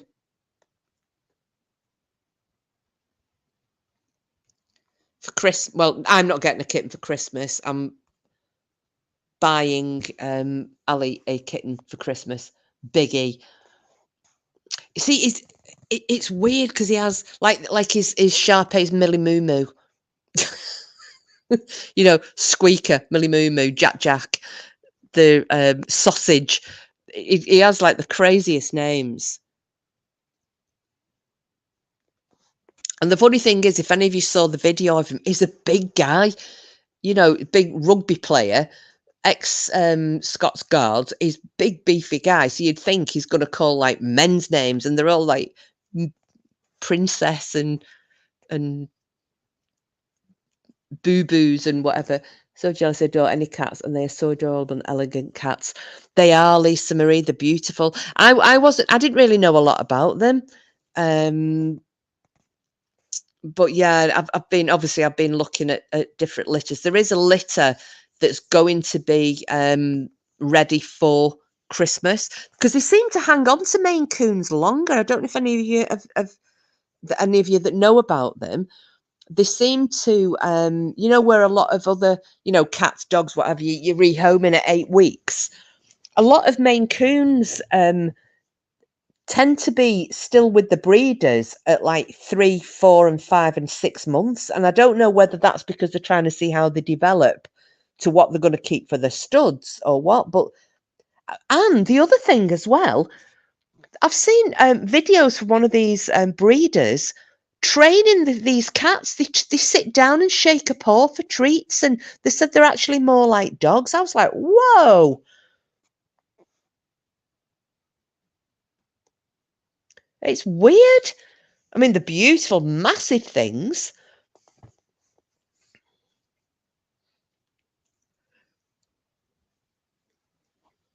Hiya, Sid. Lovely to see you. How's Nance? How's her stunning new hairdo as well? Is she slaying it?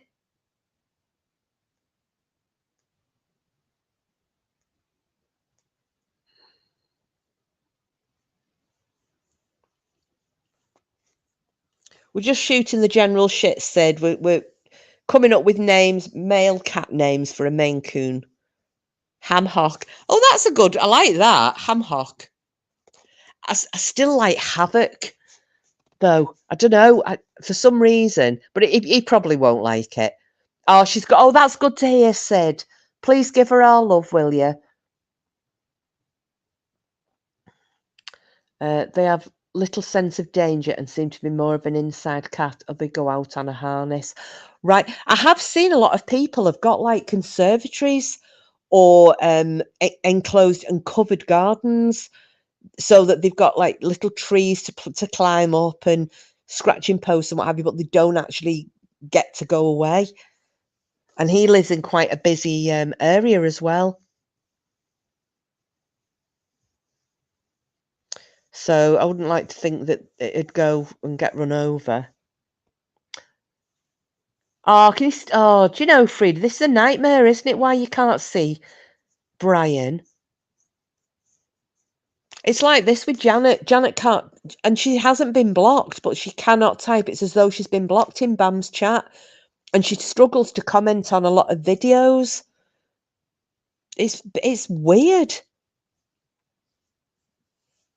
It's so infuriating, isn't it? I wish I could sort it out, but unfortunately, I can't.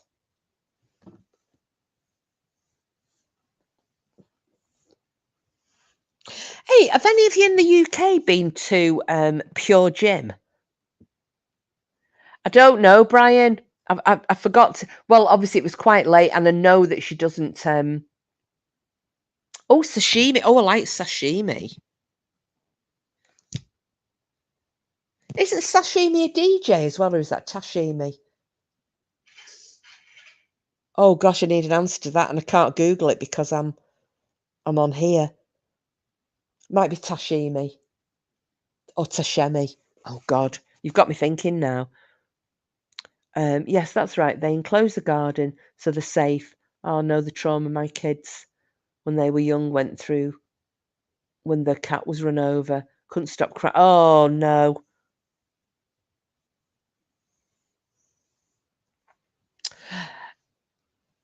Yeah, yeah, Voodoo. But there's a DJ as well, who I think he's French, but his name's something like that. It's either sashimi or toshimi. I can't remember. I'm probably wrong. It probably isn't sashimi, but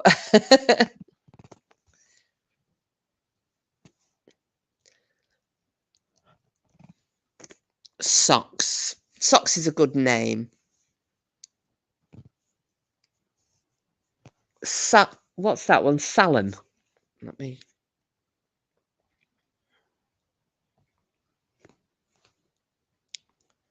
Le DJ. Oh, sorry, Salem. Yeah. Do you know? I bet Danny After Dark would have some good names as well, because she works at a cat rescue, doesn't she? In Salem. No, I was in her live. Was it yesterday morning? She was like UK morning time, which is unusual for Danny. And they're doing some trips around and going and visiting places. So check her out. Socks was Ken's name of cat. He loved that bloody cat. Ah, Fred. That's it, DJ Tashimi. Thank you. I knew it was something like that, Lisa Marie.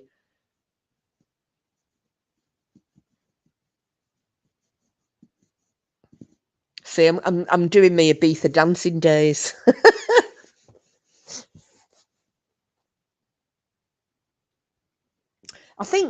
Oh gosh, I'm gonna have to ask you now as well. Was it DJ Tashimi who did Buenos Aires? If you know, I can't remember. Oh, gonna get on my nerves now.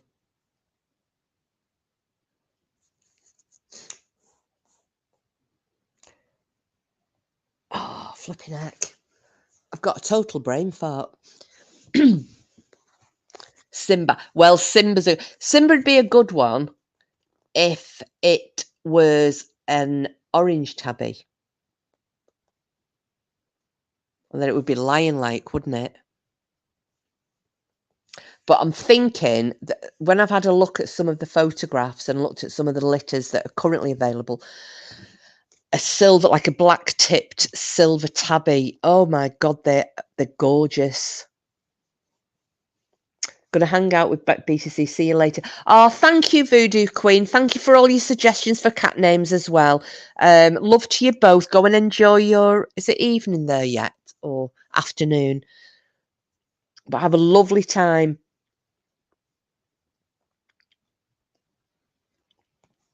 Biro, Louis Fonsi.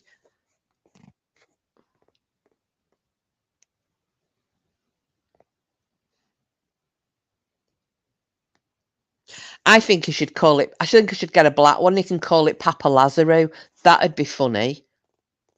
Shadow. Oh yes, Shadow's a nice name for a black one. Lorenzo. You're going all foreign on us there.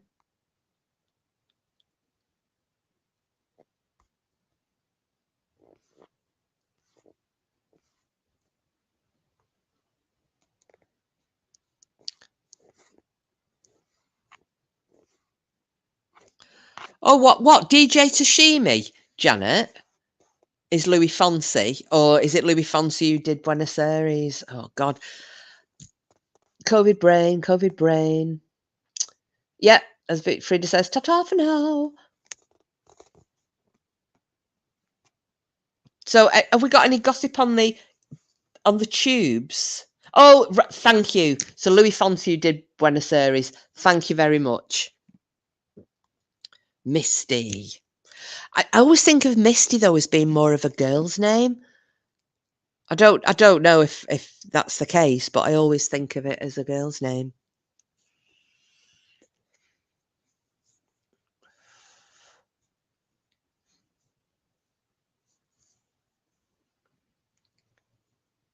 Oh, Bailey in honor of Bailey's Irish cream. Oh God, I need your Bailey's cheesecake. Is it Bailey's cake or cheesecake that you make?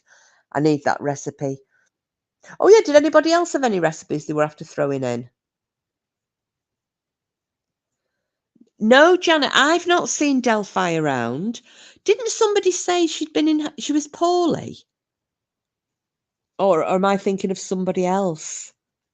Not seen Delphi for ages. I tell you else I miss as well, Shaz. Not seen Sharon for a long time. I know she stepped away from YouTube for a bit, but yeah. Miss seeing Shazza. Oh, Bailey's cheesecake. Oh gosh. What I wouldn't give. Oh yeah, my what did I do oh yeah, my mushroom soup. I like my mushroom soup. It's very tasty, but I've made that much soup today. You know, all the different ones. I did my courgette soup, and then I did the chicken soup with vegetables, made cream of, and then my mushroom one. Oh yeah, Green Eyes is getting ready for up and leaving. Oh, and fungi. And I was mixing the last lot of soup. I was blending it, and I thought, it's that burning smell. It's flipping motor in my blender going. I think I've killed it. I just managed to get the soup blended nicely, but then yeah, total overload. They're not, Barbara. The like my recipes. Well, the only one that is the the cheese and onion pie one, I got that from online, but I make it differently. I did it exactly to the recipe. If you want to look it up, if you go on to Google, Barbara, or Green Eyes, Sid, anybody, and look up melting cheese and onion pie. But I do it differently because I put more potato and more cheese in it. And I also add mustard. And I put more cream in than it says. And yeah. But yeah, the pie is, oh, I like Memphis. I like that for a name. Yeah, but the soups, no, the soups are my own recipes, Barbara. Well, I can tell you the mushroom one. I wonder if I can write it down. Thing is, I can't talk and write. I don't want to bore everybody by having to sit there in silence while I'm typing. But with my mushroom soup, so the easiest way that I do it, you can either buy onions and chop them up, or I go to Asda and you go in the vegetable aisles and they've got the ready chopped bags of onion for 40p, and I use 3 of those. Or you can put 3 onions and chop them up and cry. So I put a good dollop of oil, the oil of your choice, in a pan. And I do it in a big soup pan. I don't do it in... and this makes a lot because I double up. I make a load and I freeze it. So you put your... Oh, you can't stand mushrooms. Chicken and leek and veg you'll eat, and lentil and split peas. Oh, no, mine's better, Brian. Mine's loads better. Well, I'll tell you the mushroom soup, Barbara, and then the other ones, I'll actually put them on my community post. How about that? I'll actually type out the recipes and the method and put it on my community post. Well, with the mushroom one, so you basically stick the oil of your choice, like whether it's olive oil, vegetable oil, rapeseed oil, whichever, and then a big dollop of butter. So probably about 2 ounces of butter. And you bung in the onions and you saute them until they start to soften. And then you throw in your mushrooms and you start cooking those down as well. And probably for about, I don't know, about 5 minutes or so, something like that, until they start to, they soften up and they start to shrink down. And then you put garlic in as well. So I really like very garlicky mushroom soup. So put it in to taste, but I stick in, if I can get the great big cloves, I put 3 great big cloves of garlic in. Sometimes I'll put 5 in, it depends how I'm feeling. And then salt and pepper, black pepper to taste. And then you put in some, if you want to use vegetable stock or if you want to use chicken stock, it's entirely up to you. I use chicken stock. The first time I made it, I didn't have chicken cubes in, but I had turkey ones in. They still tasted lovely. And I make up enough stock. I think I used... Oh, sorry, the mushrooms. I forgot to tell you how many. I actually do this and make a kilo of it. So I put a kilo of mushrooms, and for the mushrooms I used the white mushrooms, 500 grams of white mushrooms and 500 grams of chestnut mushrooms. Terrible when I'm not telling you how much to put in, isn't it? And just chop those up as small as you like and wait for them to cut down. So then I put in I've got 2 little jugs. So probably, I bet I ended up putting about, I don't know, pint and a half, maybe a litre of stock. Garlic water with mushroom bits. Nah, it's not. And then put the lid on and simmer it away. And I think I simmered it for about, half an hour and then take the lid off. But you don't take it all the way off. You just, when you cock the lid at an angle and let some of the water evaporate. And obviously, Oh God, I knew I'd forget something. Sorry. Can we rewind? This is why I'm terrible and I should write it down. When you've softened up your mushrooms and your onions, before you put the stock in, before you do anything, flour. And I put in 3 tablespoons of self-raising flour and stir it all in and cook it in a little bit, and then add your stock, and then you cook it off. So you simmer it for about half an hour, 20 minutes, half an hour, then cock the lid slightly so that some of the steam can escape, and cook it again, probably for a very low simmer, but I think again I did it probably for another half an hour. I know, because I forget, Brian, that's why. And then you take it off the heat and you blend it all up if you want it really smooth, or you can leave it with bits of mushrooms in. It's entirely up to you. And I just blend it all down. I stick it back on the heat and then I add double cream. Now, I put in probably about 250 mils of double cream into it. And then have a little taste if you need any bit more salt and pepper. And just cook it for maybe just till the again, cook it on a low heat because you don't want to burn the cream, probably for another 15 minutes. And then it's good to go. And then obviously let it cool down if you're going to freeze it. Freezes beautifully and it reheats beautifully as well. And in that, there was, well, I'll be able to tell you when I do my community post. I'll tell you what the macros are in it, because I worked it all out for my diet, so I could see what I could eat for my keto. So you can have this on keto diet. Same as my chicken and veg soup, same as the courgette soup. Yeah. So that's it. That's my mushroom soup. It's terrible, isn't it? Because I don't tend to write recipes down because I know it in my head how to do it. And then when somebody asks me what's in, I'll think, God, I don't even know what the the amounts are.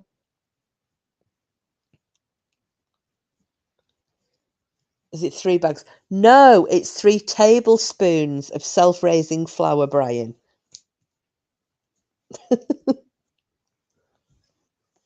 Make a lovely tomato, roasted pepper and basil soup. Your son loves it. Oh, nice. How lovely. The chicken soup is the cream of chicken soup's really nice though. But it's becoming the weather for soup, isn't it? And it's so easy.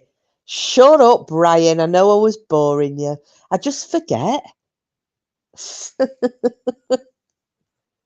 I forget.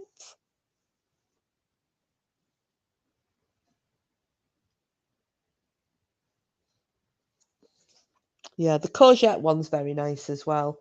But I don't think I can remember that one. Or can I? Just trying to think if I can remember. No, I don't want to tell you the wrong thing. So I'd have to write it down. Gonna make one of my friends' lentil soup next week. Must admit, I make a fab pan. I get all the gannets round and it's gone. Well, oh God, Green Eyes, shut up. 8:30 a.m. here. Already 29. Oh, not the weather for packing boxes. No, sorry, I started to say that, didn't I, Green Eyes? That she's moving house. And he had 4 weeks, or is it now 3 weeks, to get everything sorted. I don't like pumpkin soup, Brian. It's one thing I don't like pumpkins. But yeah, Barbara, again, anybody, when I do my when I put my posts up with the recipes on, feel free in the comments under there to actually put your own recipes down. Make most of my soup in the slow cooker. Great, don't have to worry about it boiling over. Oh, I'll tell you what else I need to try as well. Have any of you seen, I mean, Voodoo and Bedtime Clown and Lady Witch and probably Raven and Greg will all have probably heard of this already. Anyone else from America as well. But the baked potatoes, loaded baked potato soup. Oh my God. It looks amazing. It's like baked potatoes and as though if you were having loaded potato skins, but it's in a soup. So you've got like bacon and cheese and cream and oh man, it looks really good. It really does look good. Only 3 weeks. Got a blender, but it has a soup function where you just throw your stuff in. Oh, and it chops and cooks it all. Oh, that sounds very, very fancy. Brian, it's about knowing what you're eating, love. I like to know what I'm putting in my mouth and where it's come from. So it's all organic and I've made it myself. There's nothing added. There's no nasties. There's no, whatever bloody additives or crazy shit goes into the packed stuff.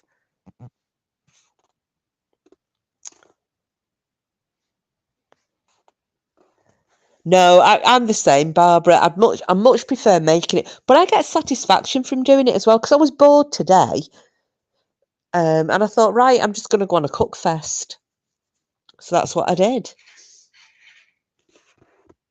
and then I thought, I'll come on here and we can have a bit of a natter. Grate some potato to thicken. Well, you see, the other thing I use potato in as well, Wicken, is McCullen skink.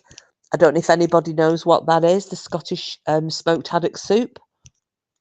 I think you've got some pea and ham soup in the freezer for tonight. Oh, that reminds me of me nana, that green eyes. Pea and ham shank. My God, did our house stink after that? Everybody, can you imagine? Like I'm trying to think how many. 4, 5, 6, 7, 8, 9 people on pea and ham shank soup. The farting, the stench, not good. Oh, I've never tried that Wiccan mushroom and walnut. Oh, is that your own recipe or one that you've come across?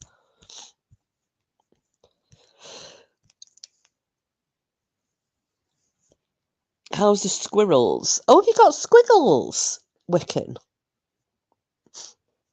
Yeah, pea and ham shank soup's a proper northern dish, isn't it, Green Eyes? But yeah, I really fancy trying making that loaded. Oh, you may. Oh, lovely. I would have never thought to try mushroom and walnut.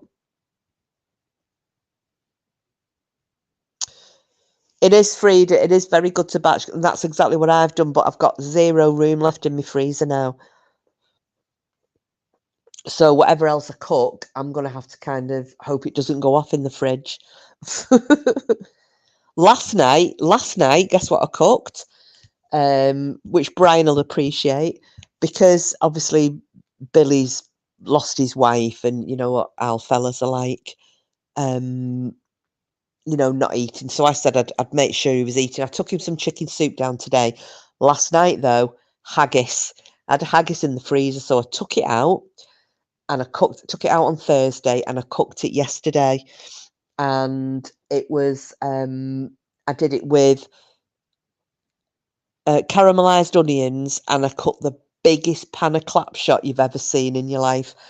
So he had a massive wodge of that on his plate. So we had 3 great big slices of haggis, the onions, and then a big shitload of clapshot. I've frozen a big tub of it. I've got 1 tub of it in the fridge. Oh, God, that was good. It was good. Put a bit of corn flour to thicken if needed.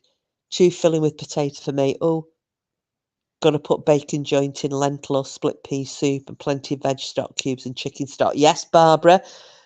Oh, gosh. Use the zip and tip bags reusable. Don't take up as much room as I can take. Do you know what, Frieda? I should have done that, shouldn't I? I never thought of that. Never thought of it. Bloody hellfire. Yeah, I mean, my freezer is at like heaving point now. But at least I'll have a lot of food in for when it starts snowing.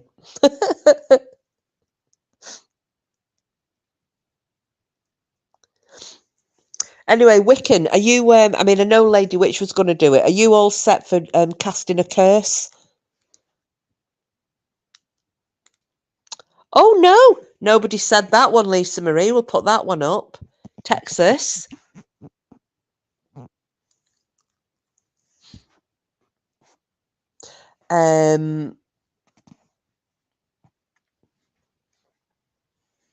I can't remember that other flipping name.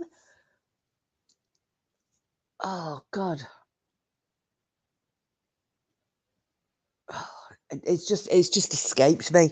There were two names that I really liked. Havoc was one. Although I liked Barbara suggesting Chaos, that's another good one. But he'll probably pick something really unexpected. That was me being kind then. Unexpected.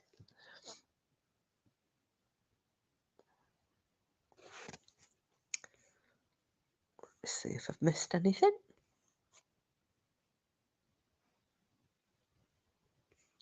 What's in chowder then, Green Eyes?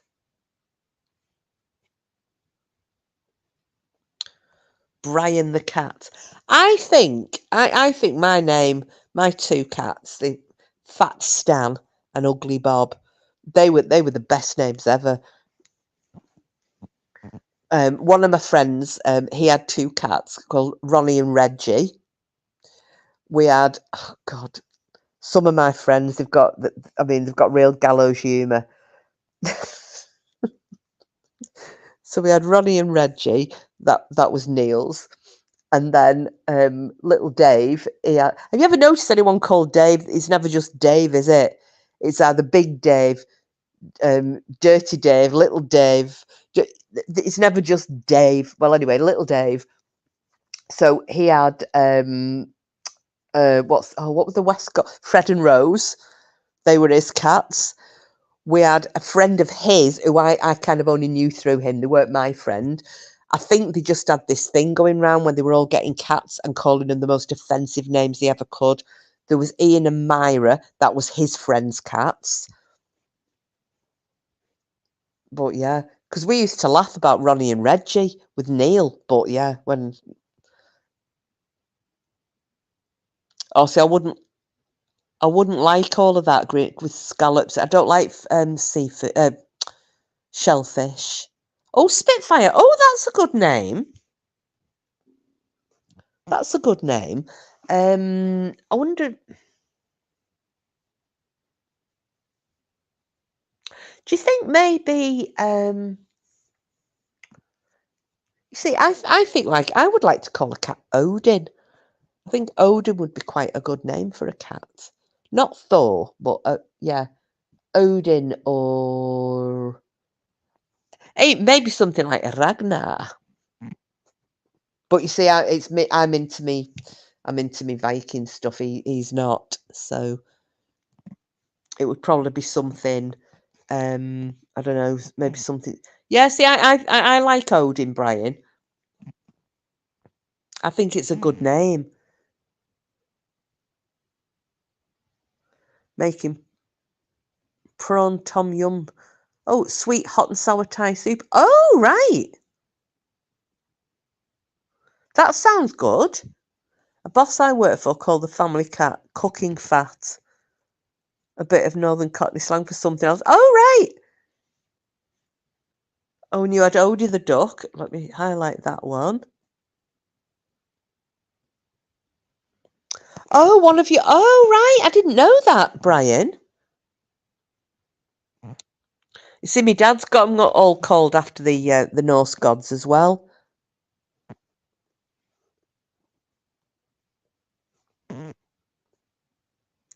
See, I can't remember where I heard this one before.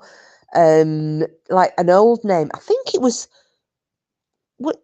I don't even think it was in Harry. I don't think it was in Harry Potter. I think it's an old like a witchy name. Wiccan, you'll know Pyewacket.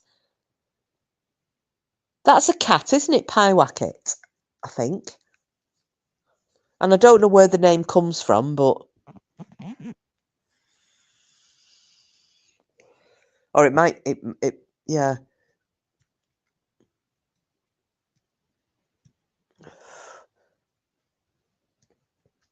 Yeah. Well, one of the kittens I was looking at, it's still available, but it's gonna. I mean, I doubt it's still going to be available at Christmas. It's called Apollo. Gorgeous cat. It looks like it's going to be an absolute monster. But yeah, and I thought, oh, that's quite a nice name, but it didn't. I don't know why it just didn't. Yeah, it, the Greek god names didn't seem to suit these big furry cats because they aren't they descended from Norwegian forest cats. I think somebody told me. So I was thinking going for more of a Germanic feel. I could be really offensive and call it Adolf. See how many people get triggered by that one.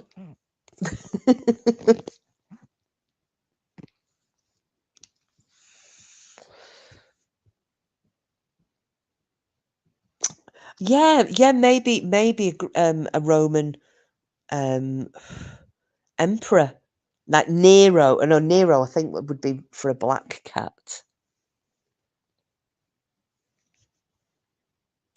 Myrtle, bog off, bloody Myrtle. I hated her. Um,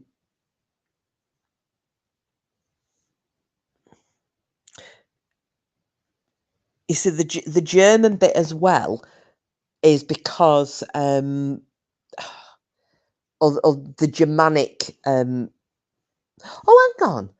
Oh, God, what was the? Oh, it's gone out my head. It's gone out my head. Anyway, there was a reason as well for possibly having a Germanic slant on the name for a cat. Mandela, absolutely not, Brian. Absolutely not. Better than my old neighbour. He had a black dog. He cut green eyes. That was a common name when I was growing up. I mean, these very, very northern, isolated areas in Scotland and Northern England, every street had a black Labrador or a black cat called that. Usually the Labradors.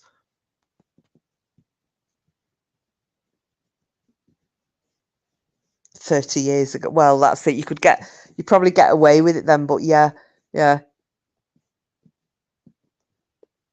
mean, it's I know that when we were growing up, my nan had it was a little black field spaniel, but he was called Blackie. That was just, but yeah, there were other neighbours who did have dogs called that.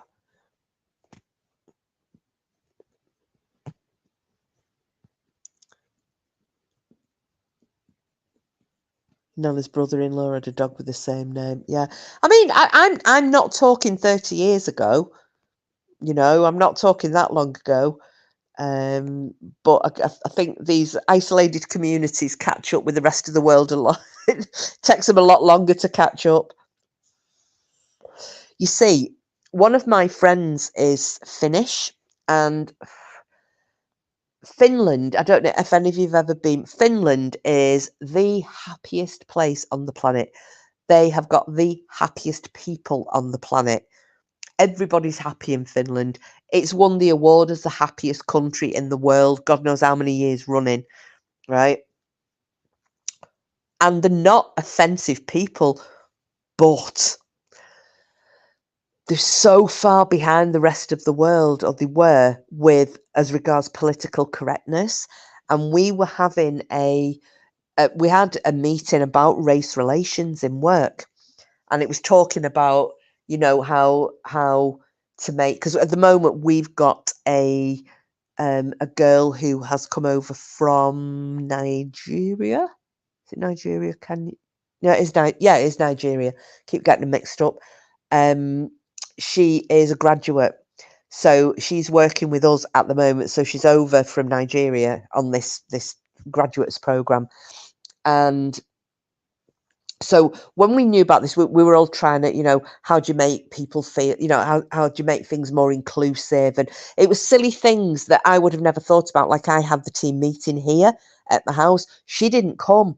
And I only found out, I think it was it not last week, the week before, we had a team meeting, and we just happened to be talking, as the meeting before it got underway, we were talking about dogs. And she was saying that in Nigeria, she said they don't tend to keep dogs as pets. Dogs are there for a job to guard the houses, and they're kept outside. They're not in the houses. So she said when she came over here, because everybody's got dogs, and she said, we're frightened of them. She said, we come to a country like England, and she said, you see us completely, which to you looks like overreacting. She said, it's not. It's because the only dogs that we have any contact with are guard dogs that will attack you. Unless it's your own dog that's guarding you, the dogs will attack you. And she said, that's why we're frightened. And I said, so you would have been coming to my house, because I said Cooper was jumping all over everybody. He was on everybody's knees, and that's why she didn't come. So it was one of these talks we were having about, inclusiveness and taking into account the difference in cultures and what have you, and the fact that some things we might say may offend other people, and all this usual stuff. And then my friend, I'm not going to say her name, from Finland, and she just said, and she's smiling away while she went, yeah, she said, it's like some of the words in Finland and you can't say them anywhere else. But she said, I remember when I was a girl walking across the road with my mum, and she said, and we'd never seen black people before. And she said, there was a black person walking across the road, and she said, oh, look, mummy, there's a N word. And the mum was like, oh, yes. And she said, nobody batted an eyelid, because we didn't think it was an offensive or racist word. So it's just weird. And she was really upset about the fact that when she later in life found out it was actually really offensive, racist word, she said, we just thought it was just a word. She said it was just a word, and we didn't, yeah. So it just shows, doesn't it? Some people or some places, they catch up with the rest of the world a lot later than expected. Your gran had a dog called when I was young. You're right, it was common along with the Robinson's jam doll, which was banned. Yeah, that's right, Lisa Marie. Never forget when we lived in the UK, I took the dog to the park and let him off the lead. Like always, he trotted off. Next thing I heard, all this screaming bloody dog was on the top of a picnic table. I know what you're going to say. Some Indians were having a picnic and there was Fritz eating the meat pies. Green Eyes, Cooper did the same thing. He was, it was when he was probably about, hang on a minute, June. He was born in June, wasn't he? He was probably 4 months old. And I'd taken him with my friend, and we'd gone out to, Scorton, don't you? We'd gone out there and we'd gone for a walk down the river. And there were some Asian people having a picnic. It was although it was October, it was actually a really, really mild day. And he just off lead went ploughing it, because they were sat on the grass, ploughing into the middle of them all. Well, obviously, they don't like dogs, really, do they not? And oh my God, I'm trying to catch him. He's thinking it's funny. He's just ploughing into all this food. There's kids and women screaming and running around. This fella's trying to kick me dog. I'm going, don't you kick my effing dog. My mate is just like, Jesus, I'm never coming out with you again. This is total bedlam. But yeah, he's done the same thing near enough, Green Eyes. He's a little shite. I've never seen anything so funny in my life. I can imagine. Was this your flat coat? Was your dog a flatty? Or is that when you were in Australia, screaming and waving their arms around, I could have died? Yeah, that's exactly what happened with him. But like I said, the fellas were trying to kick him. No, all he's doing is just grabbing whatever he could and walloping it down. Water spaniel. Sorry, thank you. Yeah, yeah. They've got no shame. Our Laurie did it. She was a little bugger. We were coming past the chip shop one night. She's my collie, border collie. She was a show collie, so she wasn't like oh, sorry, hang on, Brian. Guys, off to bed. Been up since 3:30. Have a good weekend. Oh, see you later, Brian. Take care, love, and thanks for coming in. Never seen a dog eat meat pies fast. Oh, listen, you've not seen Coop. I always say there's no point when you drop something on the floor. There's no point having a 20-second rule when you've got a 3-second dog. Oh, wizard. Oh, I like that.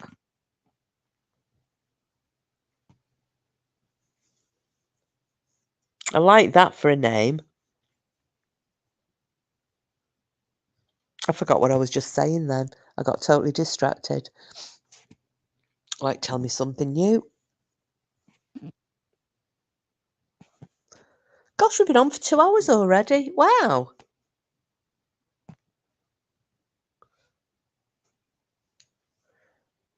Oh, Fitz, Lily and Murphy. Oh, yeah, my old dog was called Murphy. Spark plug.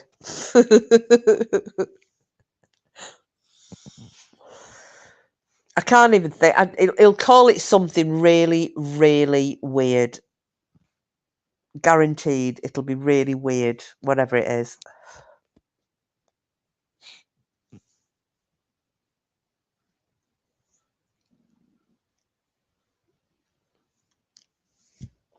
No, I can't remember what it was. Yeah, it's well, considering I came on with nothing, Barbara. Foo Lamar. Oh, Foo Lamar. Bloody hell. If it was a girl, we could have called it Sticky Vicky. Liberace. That's another one. No, it's got to be. I don't know. I don't know.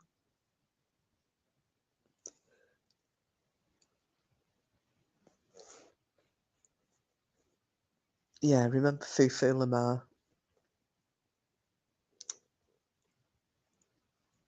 Oh, Lily. I liked Lily Savage.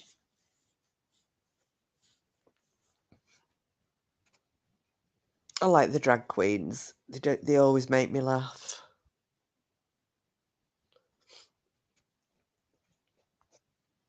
Lady Vagabond. Um,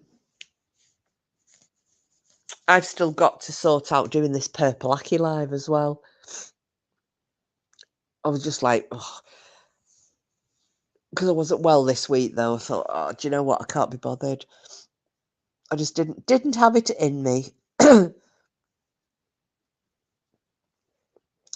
But excuse me, I might maybe in the next couple of nights I can get our Purple Aki live done. I know, Barbara.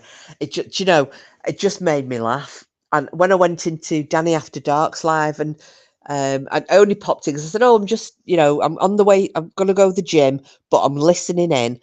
And she said, so she like spotted me in the chat. She's like, "Hiya." She said, "Oh God," she said, "I'm really looking forward to your Purple Aki." She said, "I've been doing some research on him on YouTube." So she's been looking into him as well. So I think that'll be quite funny.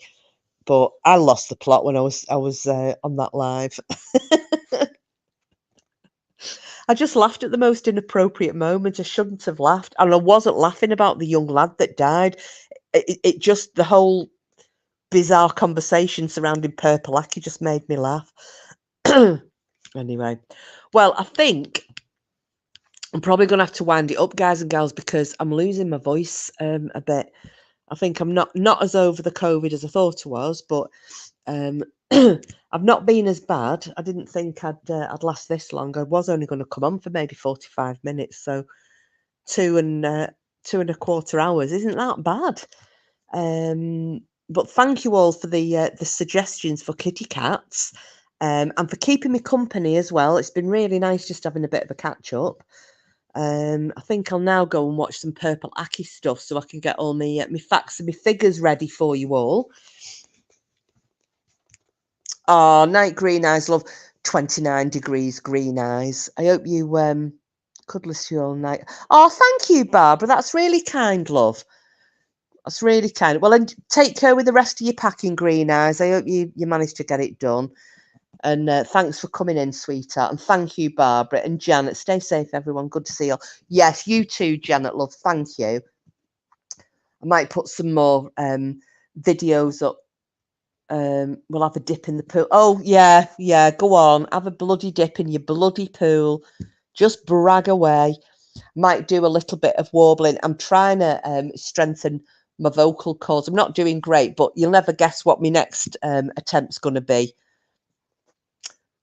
Have a guess. If anybody can guess, and I think it's a really difficult song, so we'll see how I manage it. See if anybody can guess. And it's I'll tell you, I'll give you a clue. It's a Beyonce song. We'll see if anybody can guess what I'm going to try and do next. Don't forget, every time you yawn in October, a ghost puts its dick in your mouth.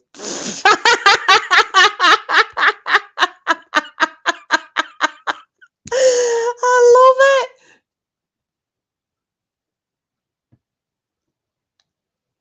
"85 Degrees." No, it's not All the Single Ladies, Janet. It's not that one. 85 Degrees in Kalgoorlie, where my son lives, and bloody Baltic. I know. It has, although it hasn't been as cold here today. Same here, Barbara. It's not even summer yet. Oh, shut up. You were whinging in your bloody winter because it was 20 degrees. There's no pleasing some bloody people. You go down there, you whinge about not having flipping cheese, but then you rub our noses in it about the bloody temperature.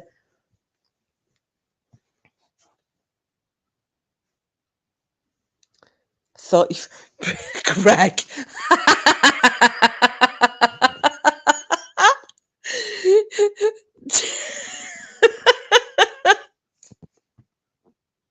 You are a whinging pom. You are.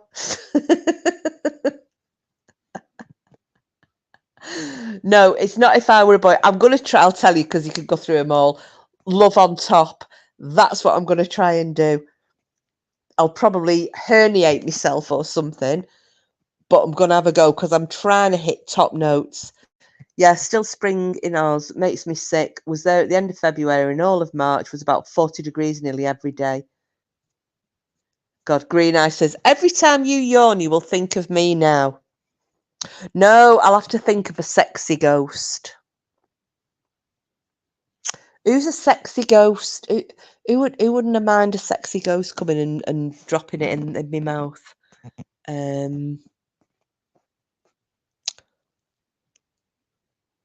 Let me have a think.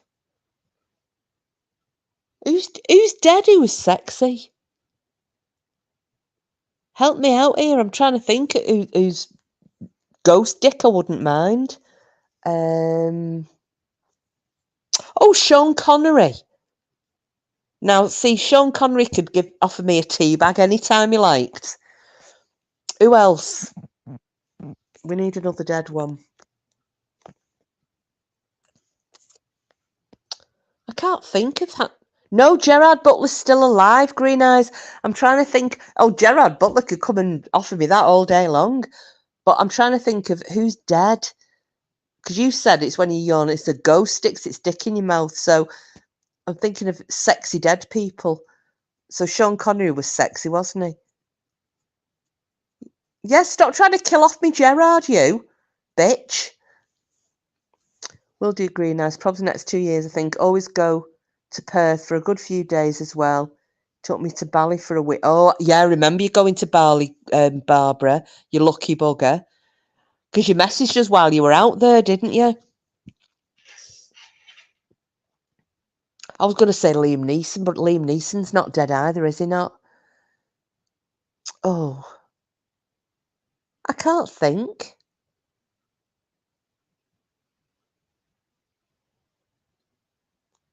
Oh, Patrick Swayze. Well, it wasn't my cup of tea, Kenneth, but do you know what? I just because he was a good dancer, I'll let him have a dip.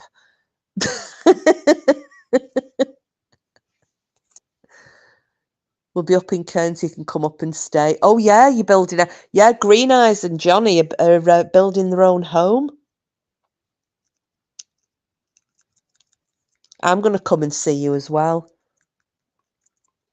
Yes, indeed. That's the second time in 7 years he's took me there for my Mother's Day present, looks after his mum. He certainly does.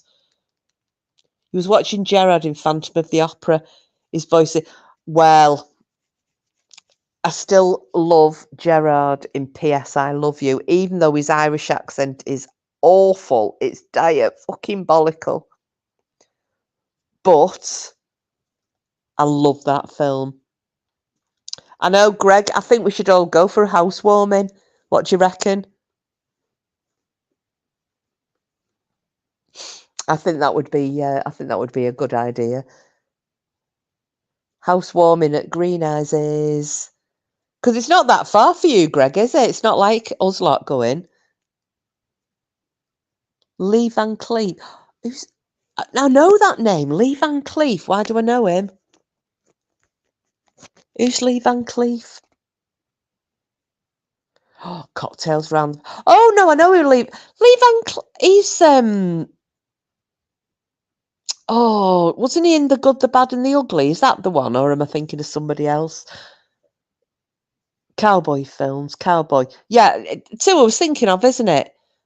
Is he dead? Was he good looking? Oh no, I tell you. Do you know what? I'll tell you, was good looking. You might not agree with me, but I used to sit with my nana, and she used to love watching the old musicals. Howard Keel. He was a now he can come and have a ghosty dip. Yes, we won't turn Howard Keel down. But I can't think of anybody else really. Oh, South Pacific. Oh, you're making me feel really jealous. I want a holiday. It's only 2 hours from Brisbane, but like going to Spain for you guys. Oh, it was Janet. I used to sit with my nana and she loved the old movies. That's why I like all the old films, and I know a lot of the old like musical actors and things. So yeah, it was Howard. What was the one? Seven Brides for Seven Brothers. I used to love that film. And obviously Calamity Jane.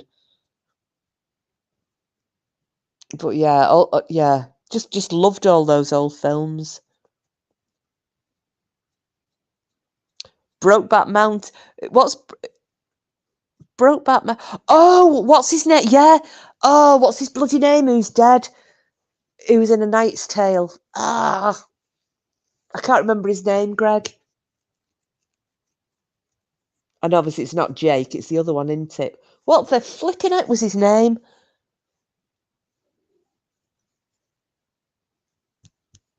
Oh, it's going to annoy me that now.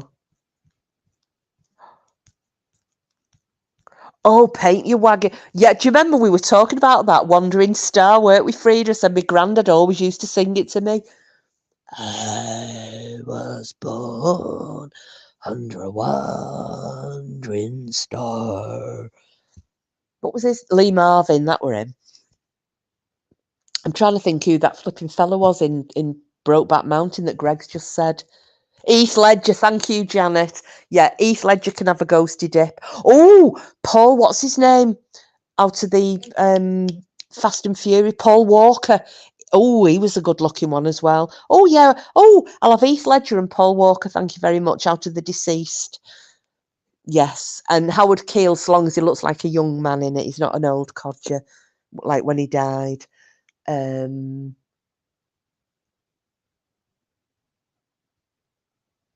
Oh, I've remembered another one, Paul Newman, a young Paul Newman.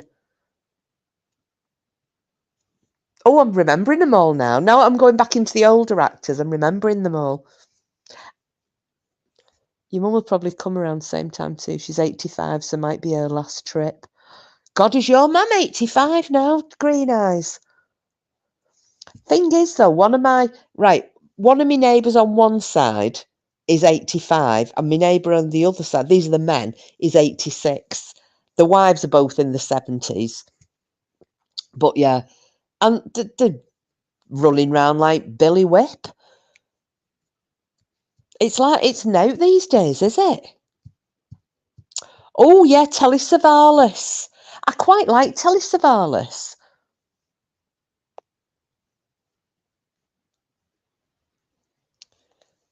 61 now. I'm getting on. Get told I don't look it. Barbara, do you know what? 61. 60 is the new 50, isn't it? Marlon Brando. Yes.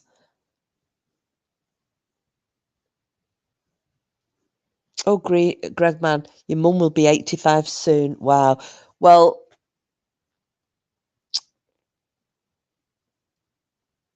63. And you don't look it either, Green Eyes. 63 in a couple of weeks. It's now. It's nout. That's nice. Your mum is coming to visit you again. I know, because you didn't get all that time through lockdown. I know it was so traumatic for you, wasn't it? Not getting to see her, not being able to come over here, and not being able to go over there.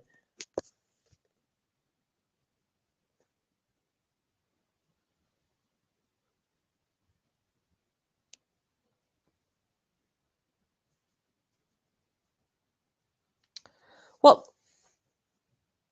What's that, Kenneth? I can't see. She's right. I don't know what that last word was supposed to be. If it's a typo or it's just something I don't know what it was. Green Eyes, yeah, it was terrible. I know. It was flipping lockdown. Responsible for a lot of stuff, including very bad decisions on my part.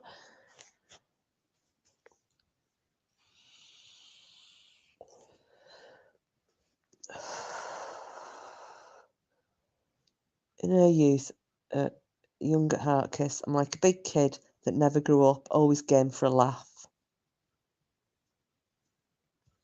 But that's it though, isn't it, Barbara? You got there's one thing you learn: you can't stop the clock, can you? So you can blame it on COVID. I know, Green Eyes, I know. He's agreeing to my comment that I'm a big. Oh right, sorry, Barbara. Never grew up, always game for a laugh. Yeah, I'm blaming every shit decision I've made in the last 2 years, Green Eyes, as on COVID.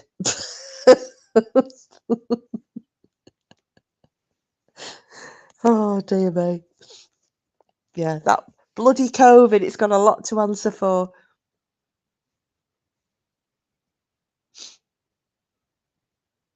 COVID brain. Bloody, yeah. I'm going to say something else then, Green Eyes. Now, I am 18.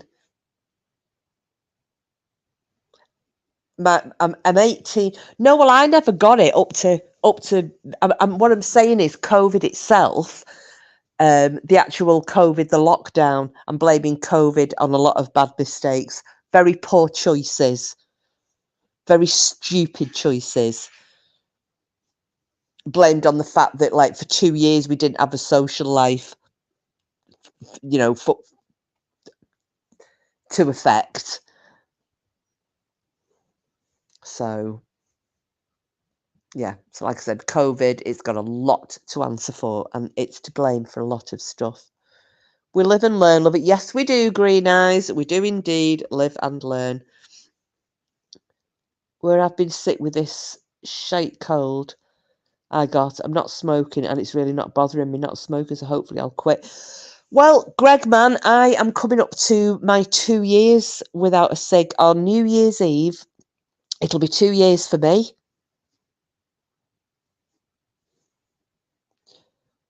So you can do it. I'm doing it with the help of an e-cig, though, and that has been my godsend. You've got spooky ghost crumpets for Halloween. You're buzzing with them. Oh, now are they normal crumpet colour or are they black? You really need and want to stop. Greg, it was on Champix, but it made you sick. Can you not try an e-cig, Green Eyes, do you think? Because I really have benefited from this. I mean, you look how ill I was last year. If I'd have still been smoking when I caught COVID and then got pneumonia, I'd have probably been dead. Have they banned them? Wow. God, that's unfair.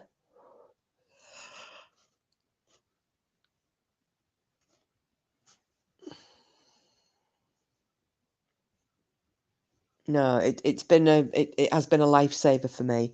Let's kiss. They are white. Get them from Aldi's. All ghost shapes. Was like a big kid when I seen them so broad. Oh, brilliant. Me too. I'd be back on the cigs if it wasn't for the vet. Yeah. Yeah. Although I'm not quite as reliant on it as I was, Frida, because a few times I've gone out and then thought, oh shit, I've not got my vape. Whereas I would have been a proper flap a year ago. I'll just carry on my dog walk or what have you. Or I'll take it out and it never comes out my pocket. They would ban shagging if they could. I know, this is it, Australia. They're right killjoys, aren't they? Miserable buggers. Have you found that helps, Green Eyes? Because was that for your back initially? I can't remember now.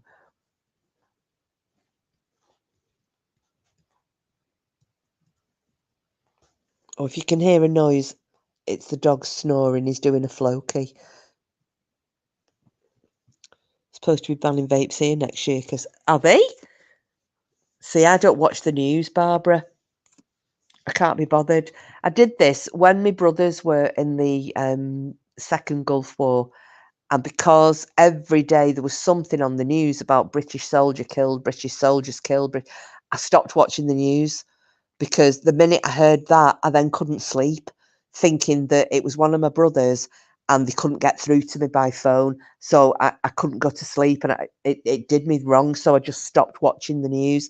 I stopped buying the newspapers. I stopped watching it. And I've never really got back into the habit of it. So I do miss a lot of stuff. Have it at night, knocks me out in 5 seconds. The old was disgusting, tasted like a dug up corpse. Greenhouse, hopefully you can quit. I'm sure gonna try and stop for sure. Oh, do you know, and you'll feel better for it, Greg. I didn't think I would, but I do. That was on the news a few months ago. Whether they can pull it off, I doubt it. Yeah. Haven't watched news for over a year. Me too, Greg. Better late than never. Well, hey, does anybody know if we're going to get help with heating again off the government this year?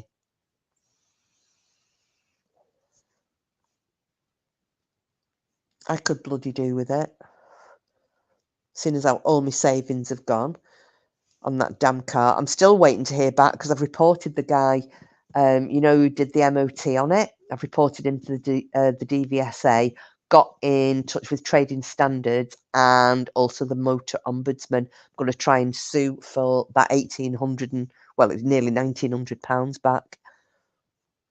All they're doing at the moment is trying to scare people with all this shit going on. A lot of it is false reporting. Yeah, need to quit. Affecting my gums. It's hard though. It is, Barbara. It is hard, and I found it hard. I would say the first week I was puffing on this e-cig like there was no tomorrow. It was ridiculous.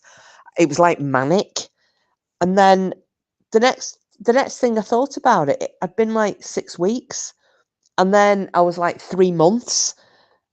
And I still wanted a fag, but now I don't.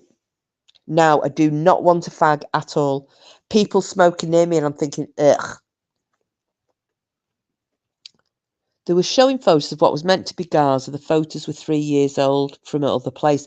Oh, and you know what? I don't give a shit about any of that at all, Green Eyes. Let them get on with it.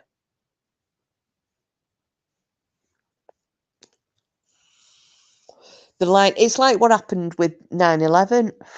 And BBC started reporting on bloody Tower 7 coming down before it had even fallen. It was still up behind her, the stupid bitch. Oh, you hate the smell of smoke, Barbara. Well, have a little go on him. Now, Margaret, my old next door neighbour, before I moved back here, she got a vape because she has to go in for she's having a surgery done. I think they're putting a stent in or something like that. Anyway, I can't remember what it is, but they're doing something to do with the heart. So they said she needs to stop her smoking. So she got these Elf bars, but she let me have a try of one, pink grapefruit. And I don't like the flavour. I have mint for mine because I used to smoke menthol cigarettes. But that pink grapefruit one, it's actually really nice. You want to have a try of it? People are better off not watching. They're trying to scare people and bring negative energy. Well, I can't be asked. I'll be honest with you.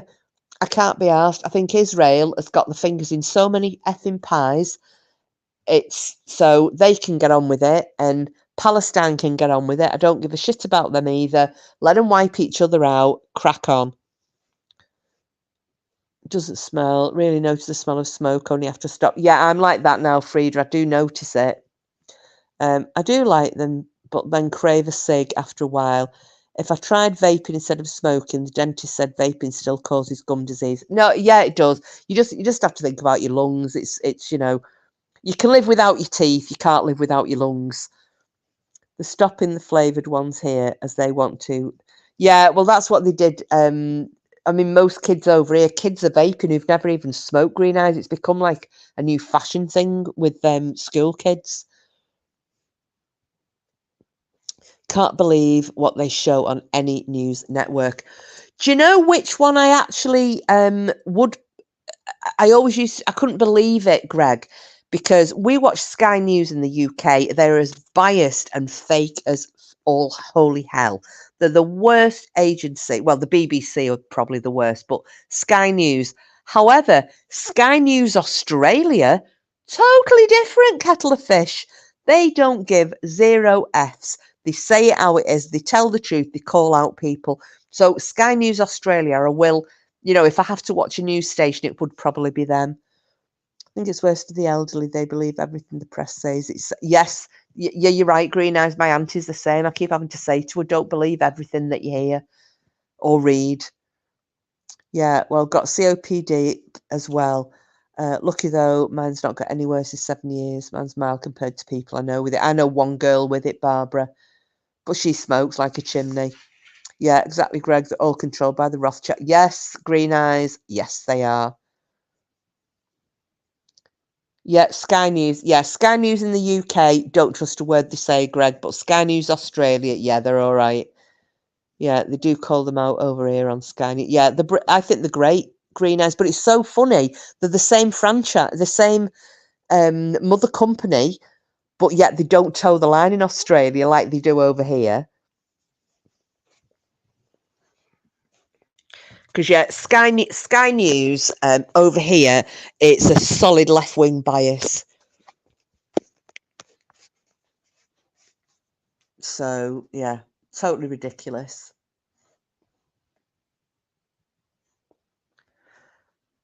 Gosh, there's me rattling away, and I've done another half an hour further than I said I would. Right, I'm really now gonna. I don't want to go because I'm enjoying chatting to you guys, even though it's just me talking to you guys or at you guys. But I think my throat is now. It's yeah, I'm suffering for it. Same with a few politicians here calling them out for COVID response with such interesting topics. Though we do, yeah, we do talk about some typing stuff. Yeah, I should do really. I can't see though because I'm going bog-eyed. Oh gosh, I am going. I tell you what though, my eyes haven't recovered from when I caught COVID last time. So, and I'm just glad that I'm okay because I caught it off. He's give it me, but he's worse off. I'm actually all right. So, love and support to Ollie. Are you too, Greg? You're the only people I've spoken to this week apart from Ollie. Oh, Green Eyes. Do you know what? I might come online tomorrow as well, then, if I've not got a visitor, which I highly doubt because I've not heard from him today. So thank you for coming in and much love to you, Greg. And I'm really sorry to hear about Cody. I am. And thank you. Oh, have you had the COVID as well? Because it's affecting my eyes, something chronic, Greg. So night, Janet. Night, Greg. Green Eyes. Sorry about your dog again, Greg. Sending hugs. Yeah, we'll all think about Cody for you. And yeah, everybody, please send some good vibes for Little Blue and some karma vibes for the evil bitch Stacy, who I hope loses her job for hurting a defenseless little animal. She's a nasty cow, and I hope she gets hers. So, right, sweeties all, good night. May your gods bless you, whoever you pray to and believe in. And I'll hopefully see you in the next day or so. Okie dokie. So, as always, I'll see you later, Frida. Yeah, it was a bit of a surprise. I should have given you some warning, shouldn't I? Don't know if Wiccan's still here or not, but yeah, thank you all so much for coming in. And Kenneth, nice to see you. And see you soon, Barbara. I forgot everybody else, haven't I? Green Eyes. Voodoo, if you're still listening, and Bedtime Clown. Yeah. So, as always, take care of yourselves and see you on the bright side.